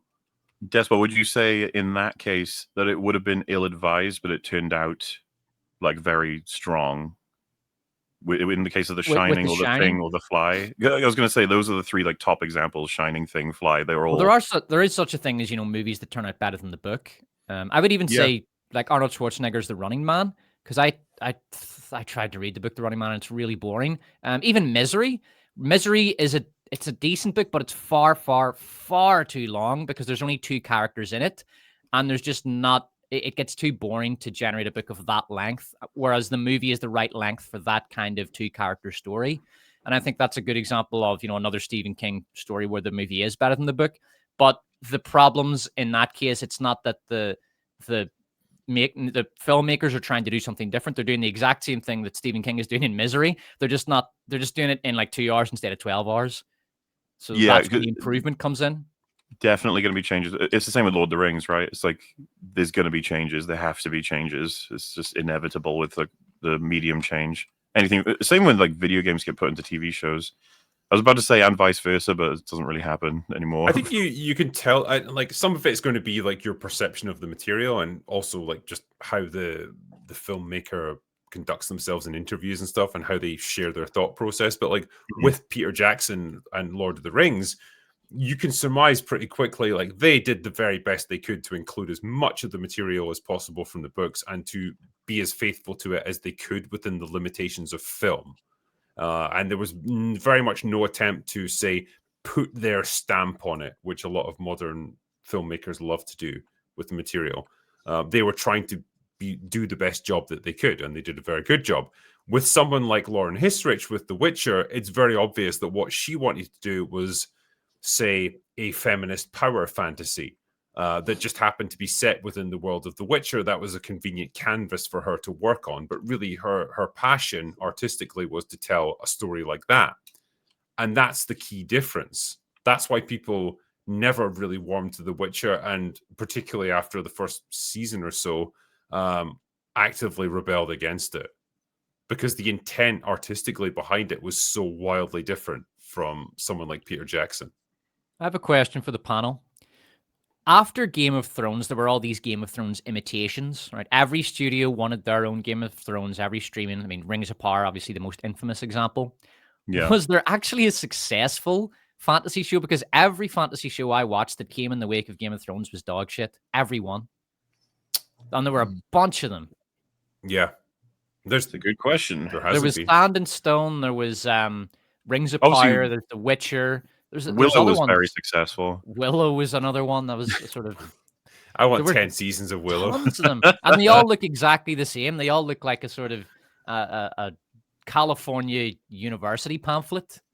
Oh God! I wish I could dig up that image that someone posted where it's like four different shows and it's the same needs to be fucking thing. I need to update that image. There's got to be like 10 examples now, right? Right. Probably, yeah. Gotta be. Wasn't Willow so awful they took it off of Disney Plus? Yep. Yes. Wow. They have deleted it from history. But we remember. We've memory hold it. You have to fucking bootleg it if you want to get it on physical. Like you could probably stitch it together from Disparu's reviews. Yeah. Like, are there physical copies in existence? Because if you haven't, it might be worth. It's a shame. I don't think they ever produced. You'll find people probably created. Well, actually, would people have created one? I don't know, but it's just a bit funny to me that poor Warwick Davis. How could you? It's my show. It was such a brilliant way to cap off Lucasfilm's failures, though, wasn't it? It's like, okay, we've destroyed Star Wars, we've destroyed Indiana Jones. What's left? Fucking Willow, I guess. We'll give that a shot. Looking through the bottom of the bag, and they're like, "Oh, there's something here we can destroy." It's like, "Ah, sweet." Yeah. I mean, if you'd asked 100 Willow fans, what do you want the sequel to look like? How many would have said, "I want it to be a lesbian fantasy"? I mean, I do. I'm all in favor of lesbian fantasies, but not in Willow. Definitely not involving Warwick Davis. Well, that's the thing. You ask for a lesbian fantasy, you end up with the Acolyte, and you're like, "Oh, that's not." It's not the kind I had in mind. Fuck's sake. Yeah. To answer your question, though, you're 100% right. Like in the wake of Game of Thrones, it very much rejuvenated fantasy because we obviously had Lord of the Rings in the early 2000s, great. There was a sort of theatrical boom of fantasy movies in the wake of that. Then you got Game of Thrones, and that's when it moved to TV, and everyone tried to replicate that success. And it never really happened, either because the production values weren't there, the writing quality wasn't there, or it was just politically infused nonsense like The Witcher, where it was just someone's, lesbian feminist power fantasy. They can never crack it. And it's a shame because that genre is just so rich with possibilities. If someone could just do a faithful show, even House of the Dragon, as well written as it is, it's not captured the zeitgeist in any way. No, Like I people kind don't of talk about it really. kind of I'm fell not sure if off. it's even possible, like, to do it anymore. Like Game of Thrones, it's not just of how high quality it was when it launched and everything, but also like the particular time. I don't know. It feels like, you know, the whole conversation about monoculture and how everything's evolved such that there's too many.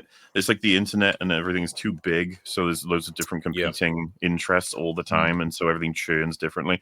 Like the death of TV show sort of supporting fandoms and culture is insane. The turnaround, right? Like Squid Game, Wednesday, or any given, even The Mandalorian, right? Season 1, people are like, oh, it's so fucking awesome. So by the time you get to season 3, everyone's like, can you please leave?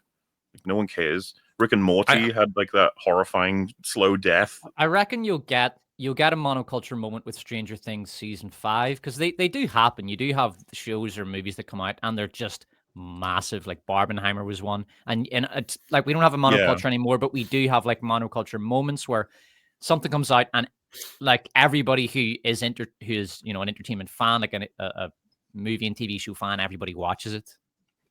I would question that though, like with something like Barbenheimer, or especially Barbie. Like, people still quote their favorite pop culture movies from like the 80s, for example. Like they can still quote things like Back to the Future or fucking Star Wars or whatever it might be. Is anyone going to quote Barbie? Is anyone even going to really what's funny? It's remember like, can we come up with 3 quotes from Barbie with us 5 right now? I bet I could do it. Hi, Barbie. Hi, Barbie. I'm not in love with Ken. That's one of them. No, I mean like iconic. You know, like if it bleeds, we can kill it. Is there anything like that from Barbie? Right. No, I don't think so. No, nothing. That's my point. And it's not to imply that there should be a if it bleeds, we can kill it in Barbie. Just to be clear, I just mean like But yeah, like even now, like we're maybe 2 years removed from it. How many people will even remember the plot, really? It doesn't really have a plot. I mean, it does, but it doesn't have a plot. The first act is all build up, and then the second act, she goes off in the real world, and then she changes her mind and runs back, and it's a different plot because it's the Ken patriarchy now. Honestly, man, like each act has a different plot. It's a really badly put together movie in terms of plot. I bet you at this point, right, if people were to think about Barbie, the thing they're probably going to think about is Ryan Gosling's Ken. Yeah, the more best than part Barbie of that film herself. was the man. Yeah. Which is ironic, but yeah, like he's the one who gets to actually be funny and have fun with the role. Like she's just kind of there. I feel like there are movies that people remember seeing, like they remember the time they get to dress up to go to Barbie, but they don't really remember the movie. Yeah. It was almost like every horror movie. Especially in Halloween. Shit, man. I remember where I was when I saw Shelby Oaks. Whoa. Because it was today. I remember the first guy who walked out. He was right behind me. There's a question here. Gents, given the season, a question for my fellow Michigander, Chris. As a team, did you know about the old asylums in Northville and Inkster, Eloise? And did you and friends sneak in to explore at night like we did? No, I didn't know about those. But we used to explore abandoned buildings in Detroit. There were a lot. I would imagine so, yeah. Yeah. Were they all factories that used to make cars by any chance? No, but just, I mean, that was then. That was a while ago, but it's gotten better. But no, that's cool. I didn't know about that. That's awesome. Cool. Thanks. Hello, Michigan. Robert Barassa, Hail Drinker, Mauler, and Panel. Great old movies that can use some love. Johnny Dangerously with Michael Keaton. The Replacements with Keanu Reeves. And 80s horror cheese. Chud. Actually, he referred to me as Hauler, which is my alter ego. Yeah. I like that name, actually. Hauler. It's like Bender. He suddenly becomes Boiler in fucking Futurama. OMG puppies. Despot is right about Shakespeare. Consider all the film versions of The Tempest, Prospero's books, the film with Helen Mirren, and even Forbidden Planet. Yeah, I mean, even like very popular stuff like The Lion King, it comes from Shakespeare. There's you can have different versions, but at the same time, they're all reaching for the same themes and the same sort of dramatic core. I think there's our quote right there. I am Knuff. Yeah. No, We're that's all true. enough, really, when you get right down to it. Yeah, the other thing I guess that was doing the rounds this week is that Disney officially pulled their funding for Doctor Who. Much sadness. Oh no! How terrible! What happened? It's still somehow like Frankenstein's monster itself. This show will still not officially die, though. They will not let it go because the BBC have announced that even though they don't have funding from Disney anymore, they are still going to do a Christmas special next year. What that's going to involve, who the Doctor's even going to be at this point, no one knows, and I'm betting no one cares either. So I'm like half in the loop. It's like it has to be Billie Piper, right? That's because that's where it left off. You'd assume so, but then I think they said themselves like there's no real plans to do anything with her. It was just a gimmick. It was just a what can we do to drum up some interests? They are literally throwing shit against the wall and just hoping something will stick. The announcement of basically just stuff will happen, maybe. Yes. Get excited. You're like, okay. Enjoy our stuff. I mean, yeah, how can anyone be still supporting this fucking show at this point? It's a disaster. It's horrible. I mean, I think Despot, you might be the only one who's stuck with it at this point and actually I tried. through. I watched 3 or 4 episodes of the last season for various streams, but here I tried to watch. I was going to watch the last episode for this stream, and I got 15 minutes in and gave up. I'll explain why. Because this episode, it was written by Russell T Davies. He doesn't write all of them. He's a showrunner for all of them, but he wrote this one himself, and it's very convoluted. Basically, what it's about: some villain has bent reality, so everyone is living in a kind of imposed dream, kind of like the Matrix, if you know what I mean. And the Doctor has to wake everybody up out of this false reality and bring them into their true reality so they remember their old lives. And he starts doing this, and it's what you would expect. Like the transgender kid from one of the previous episodes shows up. There's 2 women in a wheelchair, and they're both girl bosses, and one of them has a rocket-powered wheelchair, and she goes off to save the day. And then at one point, he walks in. I love how you phrased that as well. It's like 2 women in a wheelchair, implying they're both like stuck on it. And he walks into your room, and he's waking everyone up from the false reality into the true reality. I love that that profile pic, by the way, from Mineral Enhanced there. Russell T Davies would approve. And there's a scene where the Doctor walks into a room, and he's waking everyone up, and everyone's saying, "Oh my God, I suddenly remember my life." And there's this woman who walks in, and she says, "I was a housewife." You know, with this voice of disgust, like, "Oh my God, in the false reality, I was a housewife. Thank God I've woken up." And I just turned the fucking thing off, man. I had enough. I couldn't take anymore. It's like housewives. The worst thing a woman can do is be a fucking housewife, because you know that what a woman really should do is just go work for the man who's going to pay you pennies on the dollar to sit chained to a fucking corporate desk. Oh, I couldn't take anymore, man. It's disgusting and it's terrible. And it's not just the messaging. It's such a convoluted, badly written, all over the place, messy plot. There was another episode where the bad guys were like a straight white couple. The good guys were a gay couple, and they were helping the Doctor to defeat this bad guy that wanted to commit genocide on a massive scale. And there were 2 gay hosts in it. That was the Eurovision episode.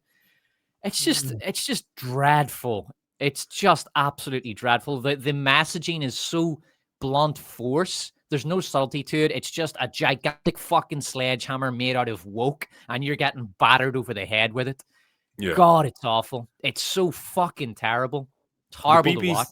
The BBC is like, sorry. No. Just, I have a question. Does it feel dated?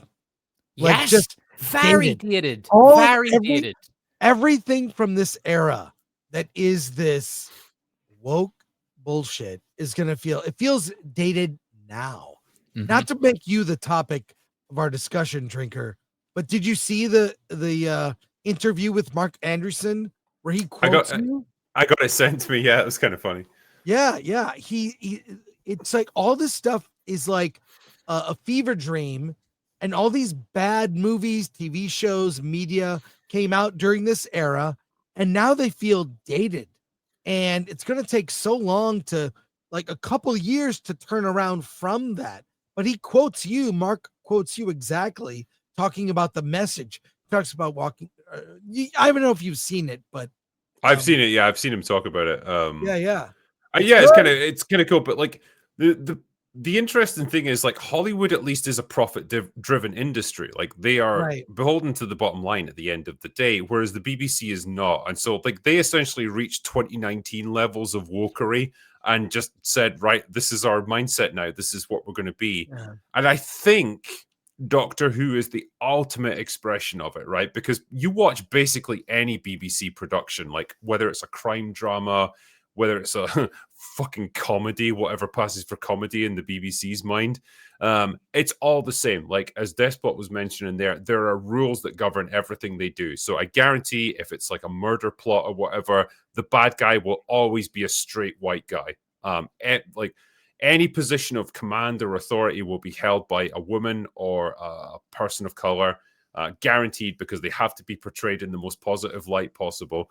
All of those things. But Doctor Who takes it to, like, it dials it up to 11, to the point where it's like you could easily tell me it's a parody and I believe you. It's like, if you told me it's there to mock woke ideology, I would believe you, because it's so absurdly over the top.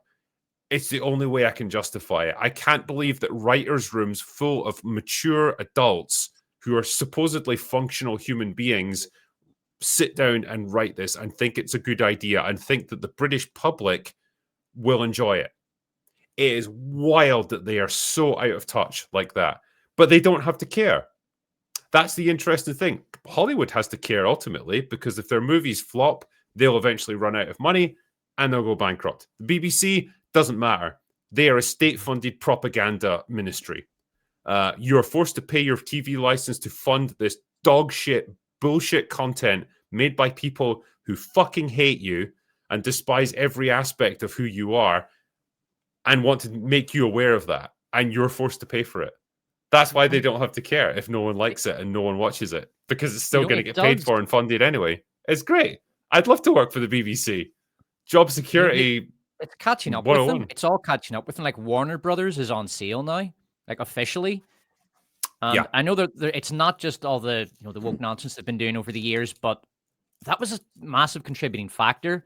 And, like, even look at, say, Joker 2, for example. Why did you give $200 million to, what the fuck's that director's name? Todd Phillips. Todd Phillips. Why'd you give him $200 million? They gave him final cut, and they wouldn't even allow audience test reviews. Like, that's insane. Like, that's just mismanagement. So it's not just, the woke stuff. But if you continually make bad decisions, it doesn't matter how big the company is. It can be Warner Brothers. Eventually, it's going to catch up to you, and the company's going to go on sale. It happened to, big game companies like Ubisoft had to get bailed out by Tencent. I think I'm getting that right. If you continue to attack your audience and you continue to make sort of consumer hostile decisions, it doesn't matter how massive the company is, it'll catch up with them. It will. That's the thing. And at least Hollywood is gradually learning that lesson. As is it Mark Anderson was talking about this? Yeah. They are aware now of the problem. They are trying to course correct. It takes time, though, because you've got several years worth of movie projects that are in the pipeline that are still coming out. They were too late to change. They just have to write it out. But even then, I think there is still a reduction in the amount of, like, ridiculous politically oriented bullshit that's coming out. The Savant is a good example where they pulled the plug right at the last minute. Is that still coming out, or is that just outright stopped? It's in limbo, I think, at this point. Yeah, just in limbo. I was reading the Deadline article too about the Doctor Who situation with Disney, and it said straight up that because of the politics that were infused in it, it referenced MAGA specifically. It's MAGA, anti-MAGA politics. That's why Disney decided to pull the plug, along with the terrible ratings. Which, I love. First of all, I love that if you are just a normal human being but aren't a far left liberal, you're MAGA.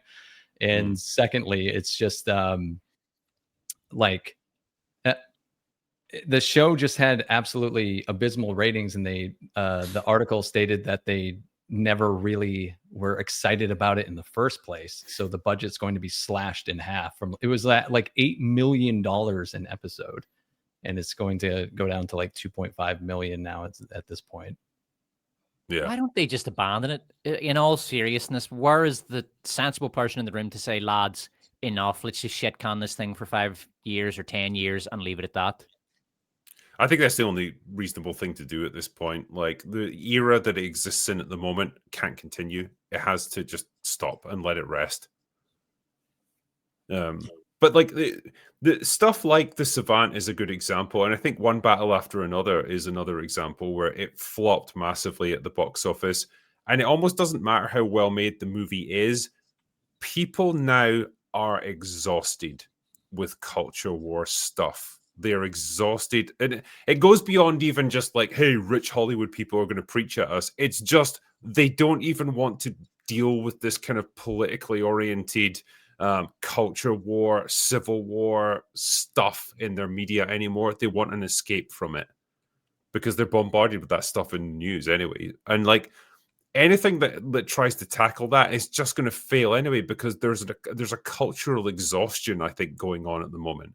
It's expressed in the rejection of movies like that, and it's definitely expressed in the rejection of things like Doctor Who, which just push those kinds of politics to the ludicrous degree where it becomes satire almost. People are just exhausted with it. Just take a break from it. Leave it.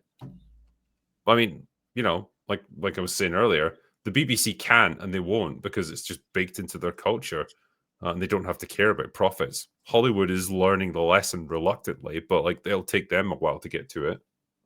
I mean, you compare One Battle After Another to Boogie Nights, which I think is Paul Thomas Anderson's best movie. And like Boogie Nights is so fucking entertaining.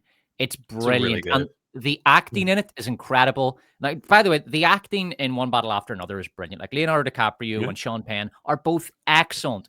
But the performances are kind of wasted on this movie. Like Drinker says, it's just going to exhaust people. Like people don't want to sit for 3 hours looking at this thing that is so heavy with politics. They want to watch Boogie Nights. Pure fucking entertainment. That's what they want right now.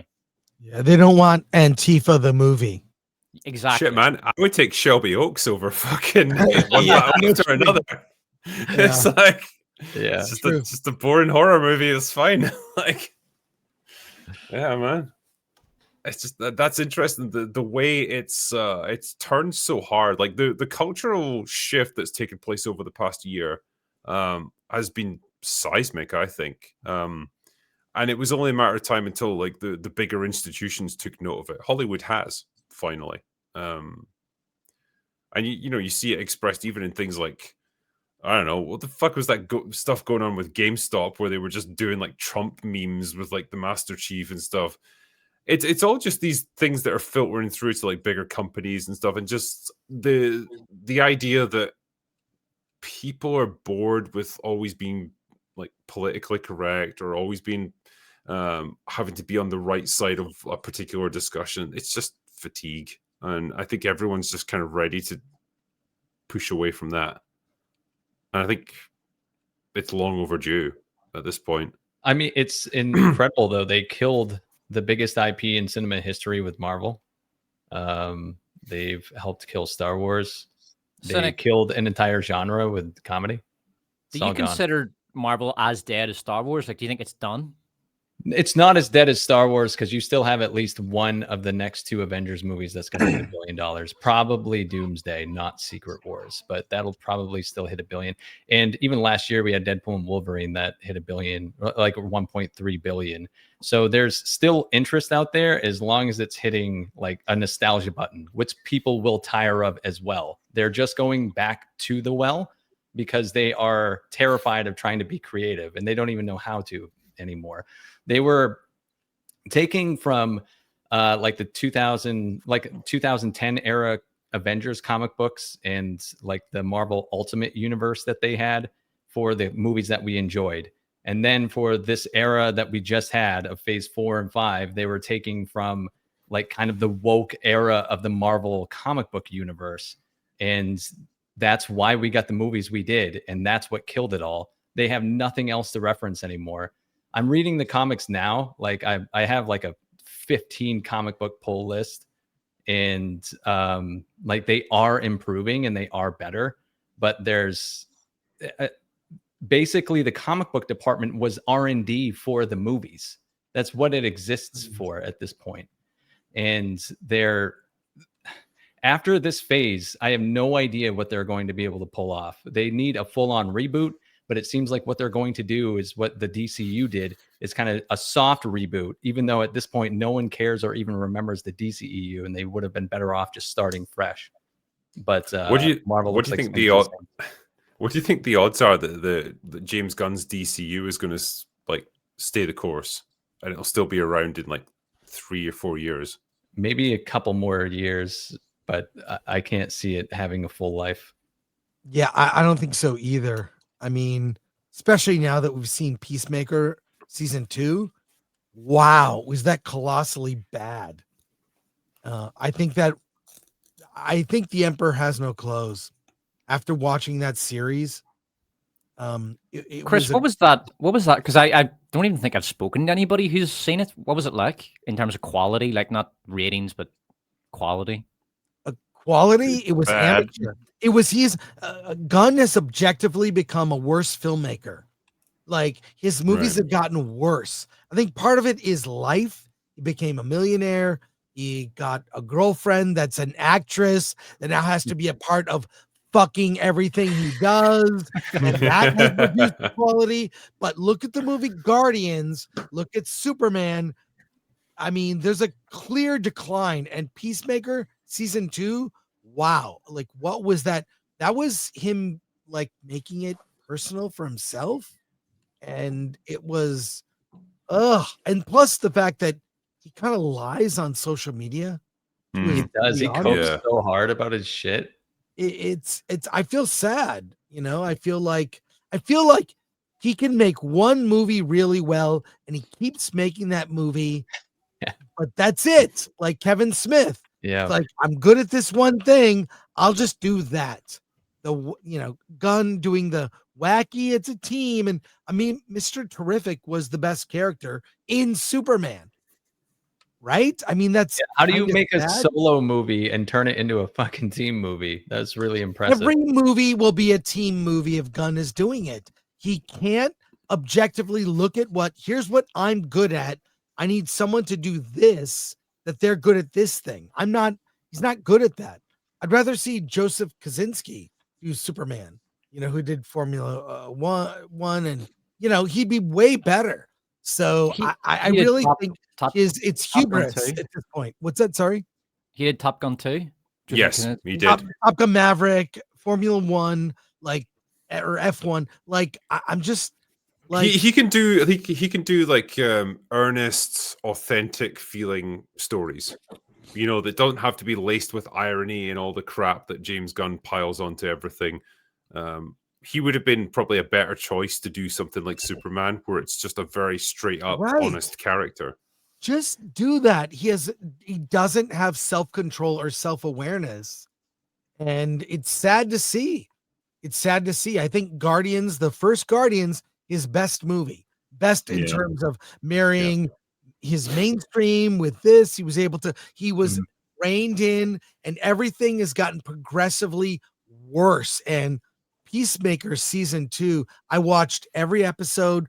My God, like awful. If that's the future of the DCU, fuck it. It's done. I don't know. It's interesting. Like the discourse around James Gunn and the public sentiment towards him has shifted so much over the past few months. And I don't know if it's just. Yeah, I mean, I don't know if it's partly like, and the reviews were coming out.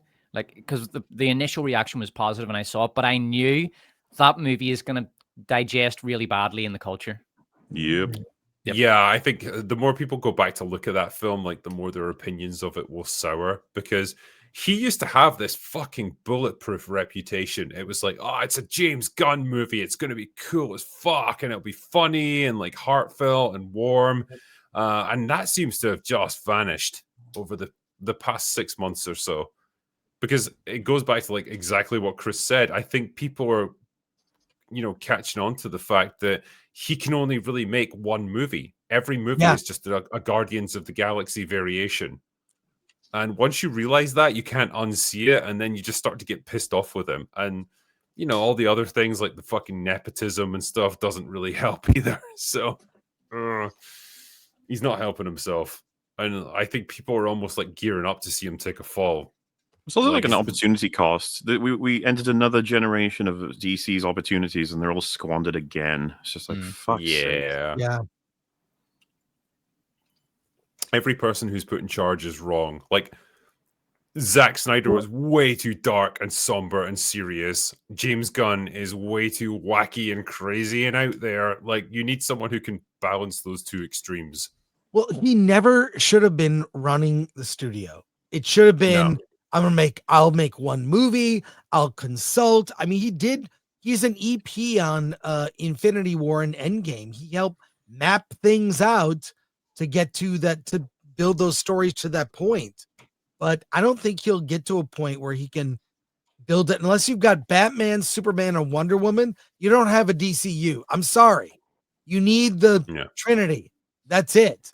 And Superman was lackluster at best and disappointing. So, you know, it failed to soar. It did. Yeah. Chris, I know like you were on a bit of a time limit tonight. Yeah. Time change. I was basically going to go on and do some of the super chats, but you let me know basically when you have to bail. I should bail now, but thanks guys. Appreciate you having me. Hopefully I'll be back soon, and take care. Love you, chat. See you. You're always welcome back, Chris. Thanks, man. Take care. Good chatting with you, man. Cheers, buddy. Yeah, what do you say we see if we can do some super chats here and finish up? Let's do it. All right, do it. Let's see if I go back to the top of the list here. So the first one is here from Hikira. Don't worry, everyone. I did heavy research and confirmed that the thumbnail is a legitimate photo. Get Stuckmanised. It is a legitimate photo. I just did. It was shameless. It had nothing to do with the open bar tonight or the stuff we were discussing, but it just made me happy. She is very relevant to all of the films we've talked about. Yes, 100% connected. I just figured it would make people happy, so why not do it? You know. JS Pena, not relevant, but if Predator Badlands ends up being trash, you guys should play Predator Concrete Jungle to cleanse it from your minds. You'll play that, Drinker? I haven't. What is Predator Concrete Jungle? PS2 game. I loved it, but I'm not sure if it holds up. I haven't played it in a long time. But yeah, I think the premise is you're playing as a predator. You fail your mission on Earth in the prologue. You leave behind a whole bunch of tech.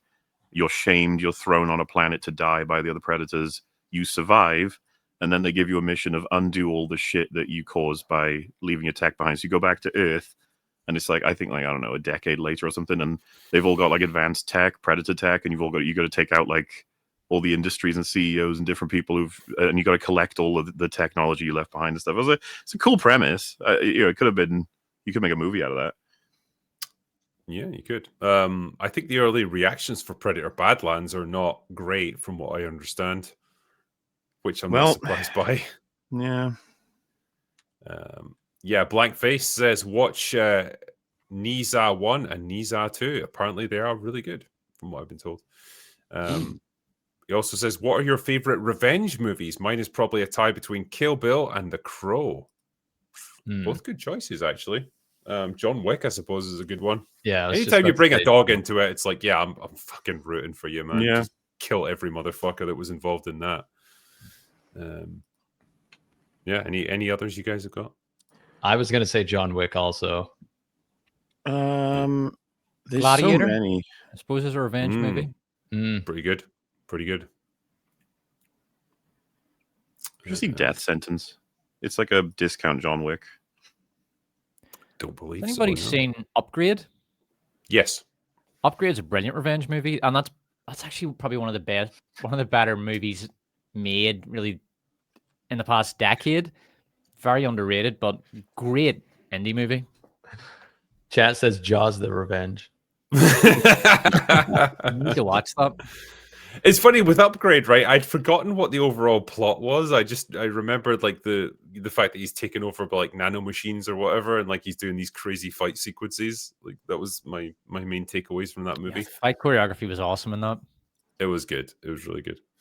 Blankface also says, saw Shelby Oaks at cinema, and even the few people that also attended the movie agreed that the movie was boring and generic. I also laughed at the Hellhound ending. What the fuck was Stuckman thinking for that?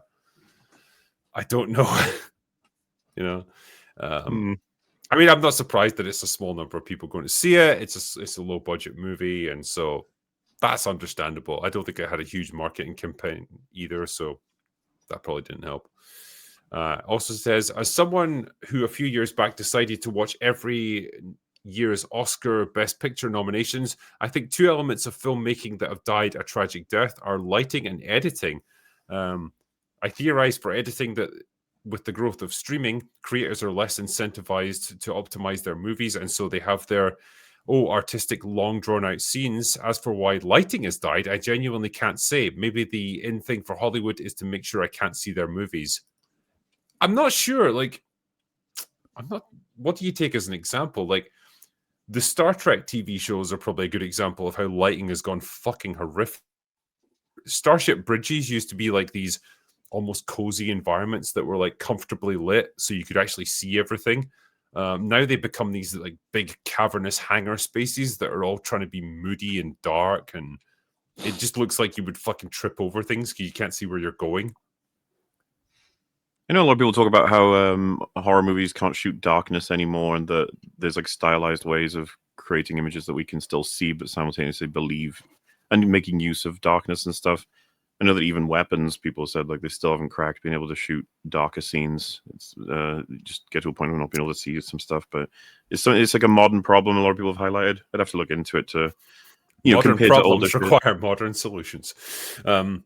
I can say from my experience, because I'm a filmmaker now, I guess.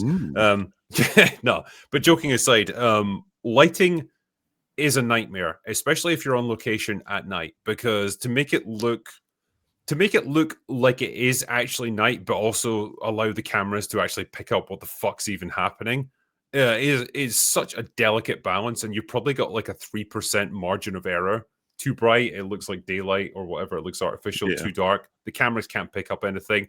I don't know if it's partly the switch to digital film, where it's like more, I don't know. It's more like black and white. Like it either works or it doesn't, and it's more than physical film. I don't know if that's part of the problem. Either way, it is a nightmare to do, and I don't know if that's just a lot of productions just don't have fucking time for it anymore. I was not sure. Back when I taught business English, one of my students worked for Netflix Korea, and I was asking him about the productions and the planning and things like that, and he says even in the script stages they will plan with the knowledge that most of the viewers are going to be watching on their phone. So a lot of movies now are made with that in mind. People are going to be watching this on their phone, so the cinematography and editing is made with that in mind. Second screen viewing. Yeah, second screen viewing, and also it's going to be viewed on a very tiny screen. So you might be watching it on a large screen thinking this looks kind of shit, but it's not supposed to look necessarily good on a big screen. It's designed for a small screen where you're not going to notice those mistakes and things like that.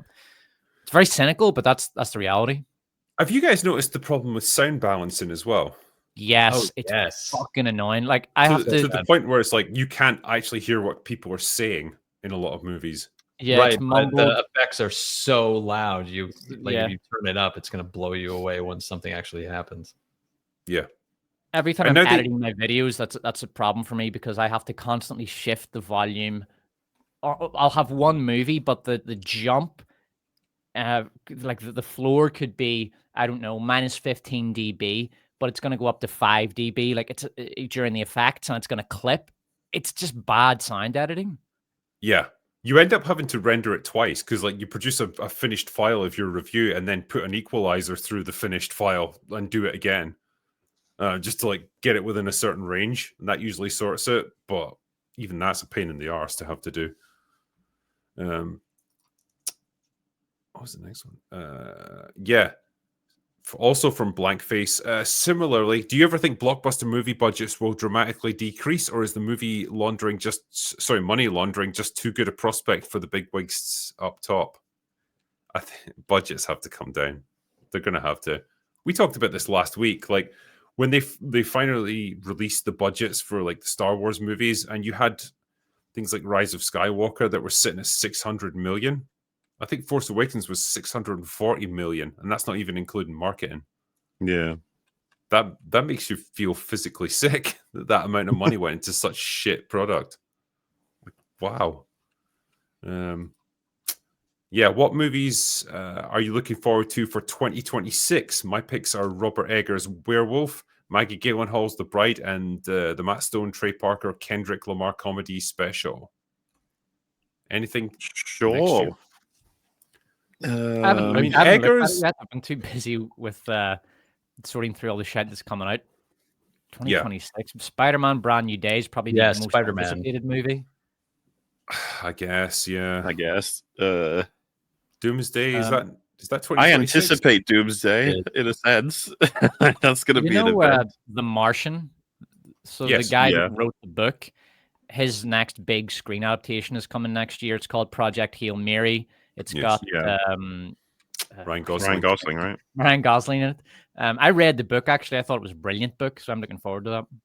The book's really good. I don't think it's going to be a major player one way or another. That movie, I think it'll do fine.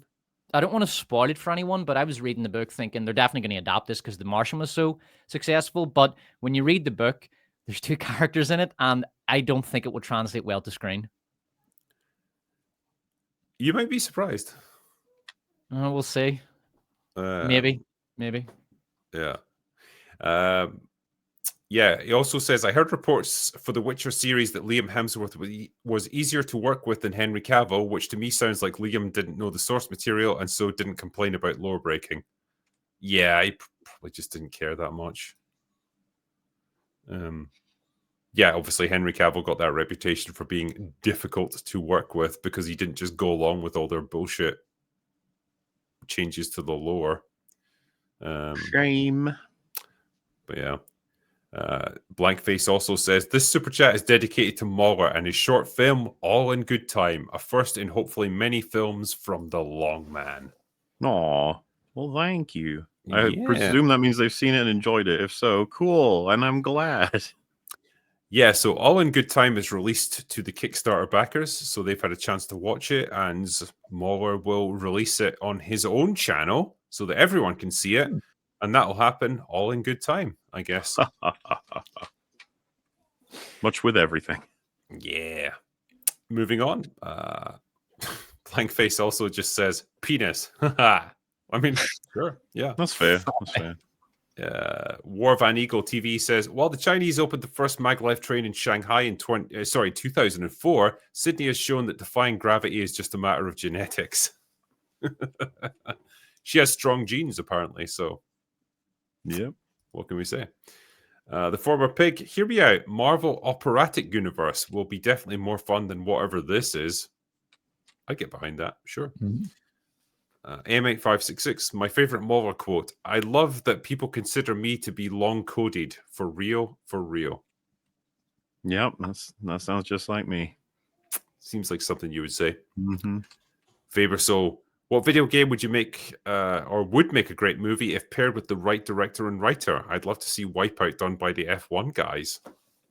Wipeout. That's a name I haven't heard in a while. I'll see Mario Kart movie done by the F1 guys. Yeah, sure. I want to see a Tetris movie done by Christopher Nolan. Do it. Well, the Tetris movie we got is probably close to that. Have you seen that? Yeah, it's great. Is that the making of it? Yeah. It's really good. No, I want the actual game just represented. Starring Chris Pratt and Jack Black. Sure. And Lizzo, hopefully. Yeah. Reno the Turk says, after watching EFAP, casting roles came up and I thought, man, can you see anybody else cast as Patrick Bateman and pull it off in every day perfectly or every way perfectly? Don't they want to do Margot Robbie? Yeah, don't they want to do Margot Robbie? They do, yeah. That's apparently what is that going to accomplish? Like doing a female know. remake of fucking American Psycho? What are you going to add to it? Are they doing that? I don't think they are anymore. They floated it, but I thought they canned it. Well, it's in the same position, I guess, as the all-female remake of Pirates of the Caribbean. It's like, what was? Hello, where did that go? Just like, We already had the Pornhub version. Okay, you're not going to top that one. Nah. The Turk says also more cool. Carrots are always the best for rectal itching. 9 out of 10 doctors say that they hate carrots because it puts them out of a job. It says hashtag Mr. Gleason, why are you dressed as a carrot? I mean, yeah. The deep fried memes right now. Honestly, Mauer, when you talk about your dad and what he did for you when it comes to movies, it's really heartwarming. Here's to our awesome parents. Well, hell yeah. I love him for a lot of reasons, but I've told him before, it's like, your casual decision to watch these films with me basically defined my whole life. So, thanks, I guess. We've been on the emotional roller coaster with this, bro. It's like we've gone from anal itching to praising your dad.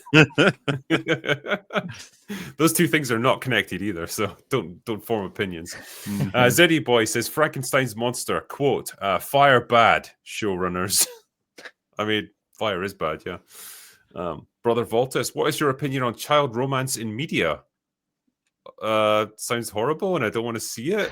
I guess. Child romance generally fantastic, but just not in media, I think is what Drinker's getting at. Yeah. Just like kids having crushes or whatever on each other in, like high school or younger even ages. Like Stranger Things season 1, I think they handled it pretty well. But it's just, you need to be careful about how you do it. Yes. But, the kid, he was like 13 at the time. He was in Stranger Things, and members of the media kept asking him if he was gay. Oh, at the age yeah. of 13. Oh, well, is that him? Oh, I think I know what you're talking about. Yeah, because I read that as well. Yeah, and he was saying, what the hell am I supposed to even say to these kinds of questions? It's like, was it Mark Melkin by any chance? It was I don't know. Would you say you're the gayest member of the Stranger Things cast? Fuck. It's just it's a horrible industry filled with horrible people. Glitterstorm Apocalypse says, Happy Halloween. To the panel, what is the scariest drink that you've ever seen or imbibed, whether it is due to the content, appearance, or the alcohol percentage? Buckfast for what it does to you. Does great things to you, Despot. Last time Metal was here, I was drunk enough that it was like a small glass that Bailey's was in, finished, and then poured, I think, like a Diet Coke or whatever in there without realizing that I hadn't cleaned it first. So, you know what happens, right? It curdles. It just becomes the most fucking horrifying drink ever. It's like, well, not drinking that. Never mind. I think there's a cocktail or a shooter that you can do called a brain hemorrhage, which is like Bailey's, and then you pour like tequila or something over it, and it curdles the Bailey's, so you have to chew it, and it looks like a brain. That's pretty horrific. Taste. Not gonna lie, yeah. The most horrific drink I ever consumed was Chinese firewater. It's like basically Chinese moonshine. God knows what it's even made from. It was like a buddy of mine had been out to China and bought this stuff for like $2, big bottle of it. We were on a stag weekend, and for some reason, everyone else brings along like bottles of vodka or whiskey or beers or whatever. And this fucking asshole brings along the firewater. And he's like, let's do shots of this. Opened it up. It smelled like a fucking cat had been doused in like rubbing alcohol and then died and been inside the bottle for several months. And so we tried to drink it, and it was just liquid misery. Absolutely disgusting. I tried that in Shanghai, and it was like drinking petrol. I drank one shot and couldn't. And I've been able to drink some pretty horrifying shit in my time, but I could not hold that shit down. No way. Yeah. We forced him to pour the rest of the bottle down the sink, and it stank the place up. Like even when you ran water down it and stuff to try and rinse it out, it still came up. It was wild stuff. Blue says, taking the kid to see Back to the Future 40th anniversary. Damn, it's been 40 years. Also saw Frankenstein in theater, a visual treat. Del Toro has come out saying he won't use AI. Yeah, he's really against that, isn't he? I think he said fuck AI even. I like him. Greetings all. Frankenstein like Macbeth. We saw that one earlier, actually. Apologies. Happy Halloween to the bar. What are your favorite classic horror films? A few of mine are The Innocents, The Haunting, and a solid B movie, Night of the Demon from 1957. Nice. The Fly with with Jeff Goldblum's you know. I thought you said favorite. the original, which it's kind of a neat movie, the 50s one. It's pretty I don't know if you goofy. did it. I like it. Obviously the 86 one is like one of my favorite films of all time, so it's a bit of a quality difference. But yeah, no, I'm with you on that. Is that what they mean by classic horror film? Are we allowed to pick stuff from the 80s?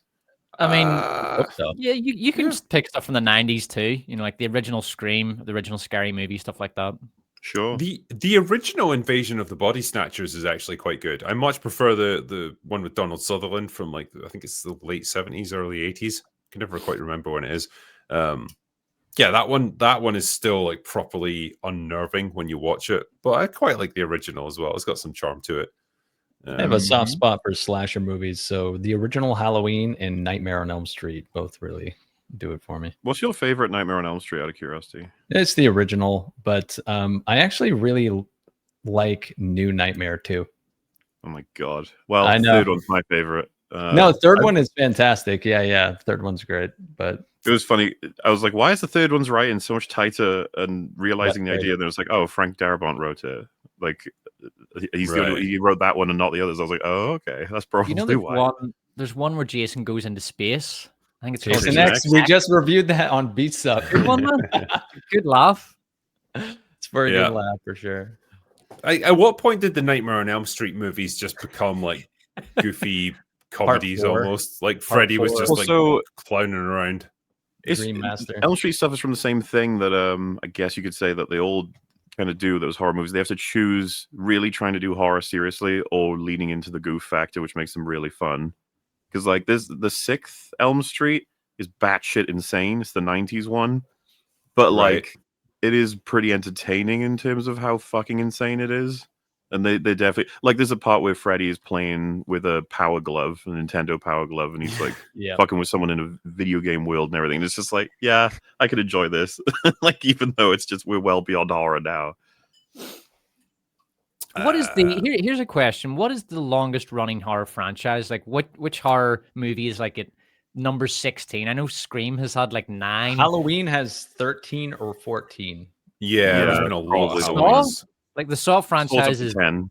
Like, I know that, no, but they've got like other movies. There's they've done a couple of spin-offs. What's the Mike Myers one again? Michael Myers, you mean, right? Yeah, Michael Halloween. Myers. Sorry, that's Halloween. Yeah. No, sorry. What's the other one? The Jason. Jason. Friday Yeah, the 13th. That only has 12. It's still waiting for a 13th movie. Yeah. Right. Yes, Saw, including Book of Saw, if you're talking about that as a spin-off, and Saw like 7 and stuff. I think they're up to 10, as far as I know. Jesus. I want more before Tobin Bell dies. They're taking ages. Treasure they that all man. Make money because you can make them for $30-40 million, release them around Halloween, and they'll all easily clear $100 million. Yeah, they're having I think they're having like rights issues or something because everyone the new one, the Saw 10 that came out like 2 years ago or whatever, that one did well, and they were like, all right, next one, let's go. And then there's I don't know what it is that's going on, but they're tangled. Well, we were talking about this. We were talking about this recently. Like the Conjuring, like cinematic universe is like one of the most profitable franchises because the movies cost almost nothing to make, but they make hundreds of millions of dollars each. Yeah, the last one was called The Final Conjuring, and it's fucking terrible. Did anybody see that? Anybody seen that? I've seen it. Yeah, it's cool though. Ass.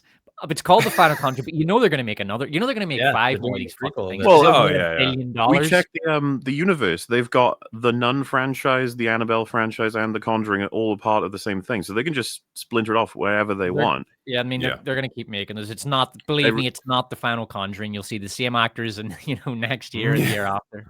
There's nothing funnier to me than being like part of a fandom that's like, I can't wait for the 3. Like. What? It doesn't have a fandom. That's the thing. They don't have fandoms. They're horror slop. They come out and people think, well, fuck it, why not? And they go see them. But so many people do that they make money. But they don't have fandoms. It's actually quite amazing. And there's something about this time of year, isn't there? Like October. Like I think people are just particularly easily pleased by like these shitty. It's a very straightforward experience thereafter. Just give me some tension and scare me, and then I'll be gone, and I'll never remember your name. Like, okay. Ironically enough, that's what I say to Tatiana quite often. Give me some tension and scare me. I'll never remember you afterwards. John Gets Gaming says, partially inspired by yourself, Mr. Drinker, I recently completed the original Resident Evil and the remake for the first time this spooky season. Some truly timeless scares as I was quite creeped out. What better way to see through October than playing a bit of Resident Evil? I respect that. Thank you, sir. Drinker, take your pants off. Well, if you insist. All right, let's go. Happy Halloween, y'all. Drinker, take off your pants. I mean, I could, but I don't know if the world of YouTube is ready for that. And I feel like it'll get us demonetized. So what even makes you think I'm wearing pants right now? You can't see. Exactly. Jesus. Oh, Jesus. Thank you for dying for our sins. Hi, Drinker. This is Jesus from Orlando, Florida. Love the thumbnail for Super Chat on Open Bar. Have you ever motorboat in reference to Sydney Sweeney? Well, I'd be up for it. if she's game, I am. Drinker and Panel, keep doing what you guys do. Would you mind shouting out one of my fantasy novels, The Eye of Aias? It's a military fantasy inspired by Greek mythology, and I think your viewers will really enjoy it. I assume you meant The Eye of Ares, presumably. But there you go. Yeah. Check it out, everyone, if you got the chance. Next up. Hi, Drinker and Mauler. Once again, this is Jesus, or Jesus from Orlando, Florida. Started following you guys and Nerdrotic Geeks and Gamers in 2019 after they ruined my favorite superhero Thor in Avengers Endgame and Love and Thunder. Didn't they just? Yep. Which one ruined him more, would you say? Endgame or Love and Thunder? Oh, I'll have the hot take that you could have maybe recovered him from Endgame, maybe, but after Love and Thunder, it just felt like, okay, we're just fucked. I think that's an accurate take, not even a hot take. I think that's right. Well, it's just because I think a lot of people would say he was absolutely ruined by Endgame, and it's like I'd be inclined to kind of agree, but we can pull it back if we just, but they did. They did not pull it back. They went all the way. Cheers to the Open Bar. Drinker, with everyone's books releasing, it occurs to me, what happened to the Rambo First Kill book that you were making? I didn't make that. So my part of that was A New Kind of War, which was like one book in the sort of campaign that they ran. And so I completed that, and as far as I know, it shipped to everyone. But then they had other books that they were doing. First Kill was one of them. And I don't know if that one ever shipped to people, but I wasn't involved in it, unfortunately. I only had my wheelhouse, as Molo would say. So, I only had my part of that that I was working on. So if you didn't get First Kill, I'm sorry about that. It was just beyond my control, unfortunately. Don't take those Sweeneys off the screen. All right, just for you, I'll put it back up just for a few seconds. There we go. We can all appreciate them. There you go. While you're watching that, Mauler quote of the day: Fringy, I am so happy to have you as my best friend, and I love Rags so much. Also, EFAP movies The Room when. I didn't do it in a Tommy Wiseau voice. What a wholesome quote. And I mean, I don't know. Well, we might do like an arc of just incredibly retarded movies, and that would be on there. Yeah. Like we haven't seen War of the Worlds yet, the new one. You haven't seen it, man? It's great. No, I'm deliberately not watching it until I can record watching it, We do the reactions. It's got some, there's so much meme potential in there. I've already started using bits of it in my videos as memes. It's just terrific. Mm-hmm. It's a true masterpiece. His reactions to things happening, like it's gold. It's acting 101 right there. Hi, Drinker Panel, Mauler, thanks for the this year's Chucky and Mithrigan run. I and others hope next year it'll be Scream. Though I like Hellraiser, the first two movies are great. The next two are odd but interesting, but the rest are just bad. Well, who knows what it'll be next year? And we have finished the Mithrigan Tugan came out today, but we're putting out one more for Halloween, which most people have guessed what it'll be. But it's finishing off a different arc that it got added to recently, a different series of horror films. Shout out to West Texas. Mahler loves Interstellar. Stephen DeLeon rules all Beardo fat. Sure. Okay. I'll do a couple more here and then finish up. Doc Terminus says, cheers, drinker panel. Have any of you seen The Ghost and Mr. Chicken? The 1966 Don Knotts movie scared me to death as a kid, and now as a grown-up, it's hilarious. Thanks for your content. Have you seen that? I haven't. No. I'm afraid. No. Yeah, sorry. The Ghost and Mr. Chicken is it's quite a name of a movie. Yeah. What do you suppose Sydney Sweeney's minimum rate is to star in a movie that she isn't producing? I mean, I'm guessing at this point, but I could imagine she commands quite a bit at this point. Yeah. She's quite well known in the public eye. Mostly just because of stuff like this. I feel like she's somehow just famous now for being famous. You know, she rocks up to events like this and, well, you know, gets the attention.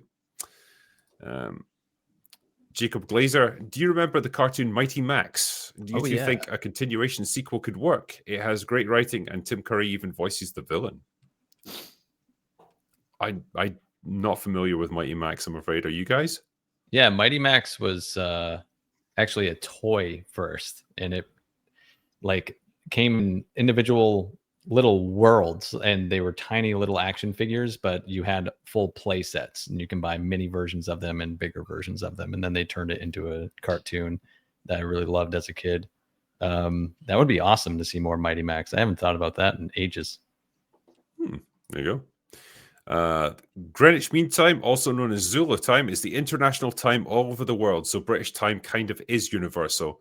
No. I want to go a step further, right? I don't want it to just be the baseline and then you have time zones that split out from either side of it. I just want every place in the world to operate on the same time zone as us here in the UK. We will call it correct time. Yeah, even if it makes no sense, I don't care. The rest of the world should just be on our, line of latitude. Yeah, Failsafe was awesome if you haven't watched it. So yeah, that's the war movie. Nuclear War. It's great. Happy Halloween Open Bar. Also, Drinker, your Two Towers Gandalf Balrog take. I guess we're all entitled to one dingbat opinion. Anyway, cheers. Oh, dingbat. Damn. No. Didn't think they let slurs on YouTube. There we go. I don't know if I can recover from that kind of sick burn. And this is the last one here. So, well, it's not the last one, but it's the last one I'll do tonight. Panelists, any chance of doing a review on Meat Canyon's short film? That inspiration basement monster was fantastic, practical effects and passion. Cheers. Yeah, if for anybody who doesn't know, Meat Canyon is a YouTuber who does a lot of animations that are horrifying, Lovecraftian-ish, and often have a point that's subtextual about any given topical thing. So it could be about a piece of media, but it could also be about a streamer like XQC or something, or Hassan. And he just put out this. I was just happily just my uploads, and it said like 14 minutes ago he puts out this video, and I was like, oh, what's this? And it's like a full-on short film with the kind of production that movies would love to have of the special effects, and it's about him. Like it's him doing a video about he's kind of being critical of himself, the channel he's got, how he's come to decide how to make videos or whatever, and just it's broadly about inspiration and sort of writer's block and stuff. It's kind of excellent to the point of it might be the best YouTube video this year. And I was the first thing I thought was like, who's the creature design guy? Like I got to see the credits because I assume it wasn't him. It's so beyond impressive. And I checked the credits and there's like fucking 100 people there, and I was like, whoa, like this was a major production. Yeah, I recommend it. It's a bit disgusting and horrifying, but it's also kind of funny, and it makes a really good point. Disgusting and horrifying, that's where you had me. So, yeah, sign me up. I'll just do this one as well before we finish, because this was $100. So thank you very much for your generosity, man. Hail Sydney Sweeney and all her great genes. Genes. Well, with that spirit in mind, I'll give you this to finish up the stream. You can see this. I want to thank my panelists for being on tonight. It's been awesome to have you guys.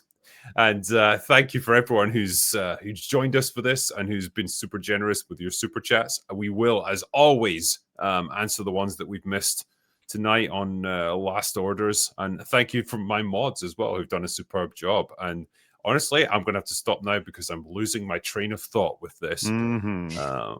But for me and from the open bar, that's all we got for tonight. So go away now. Bye. Bye. Bye.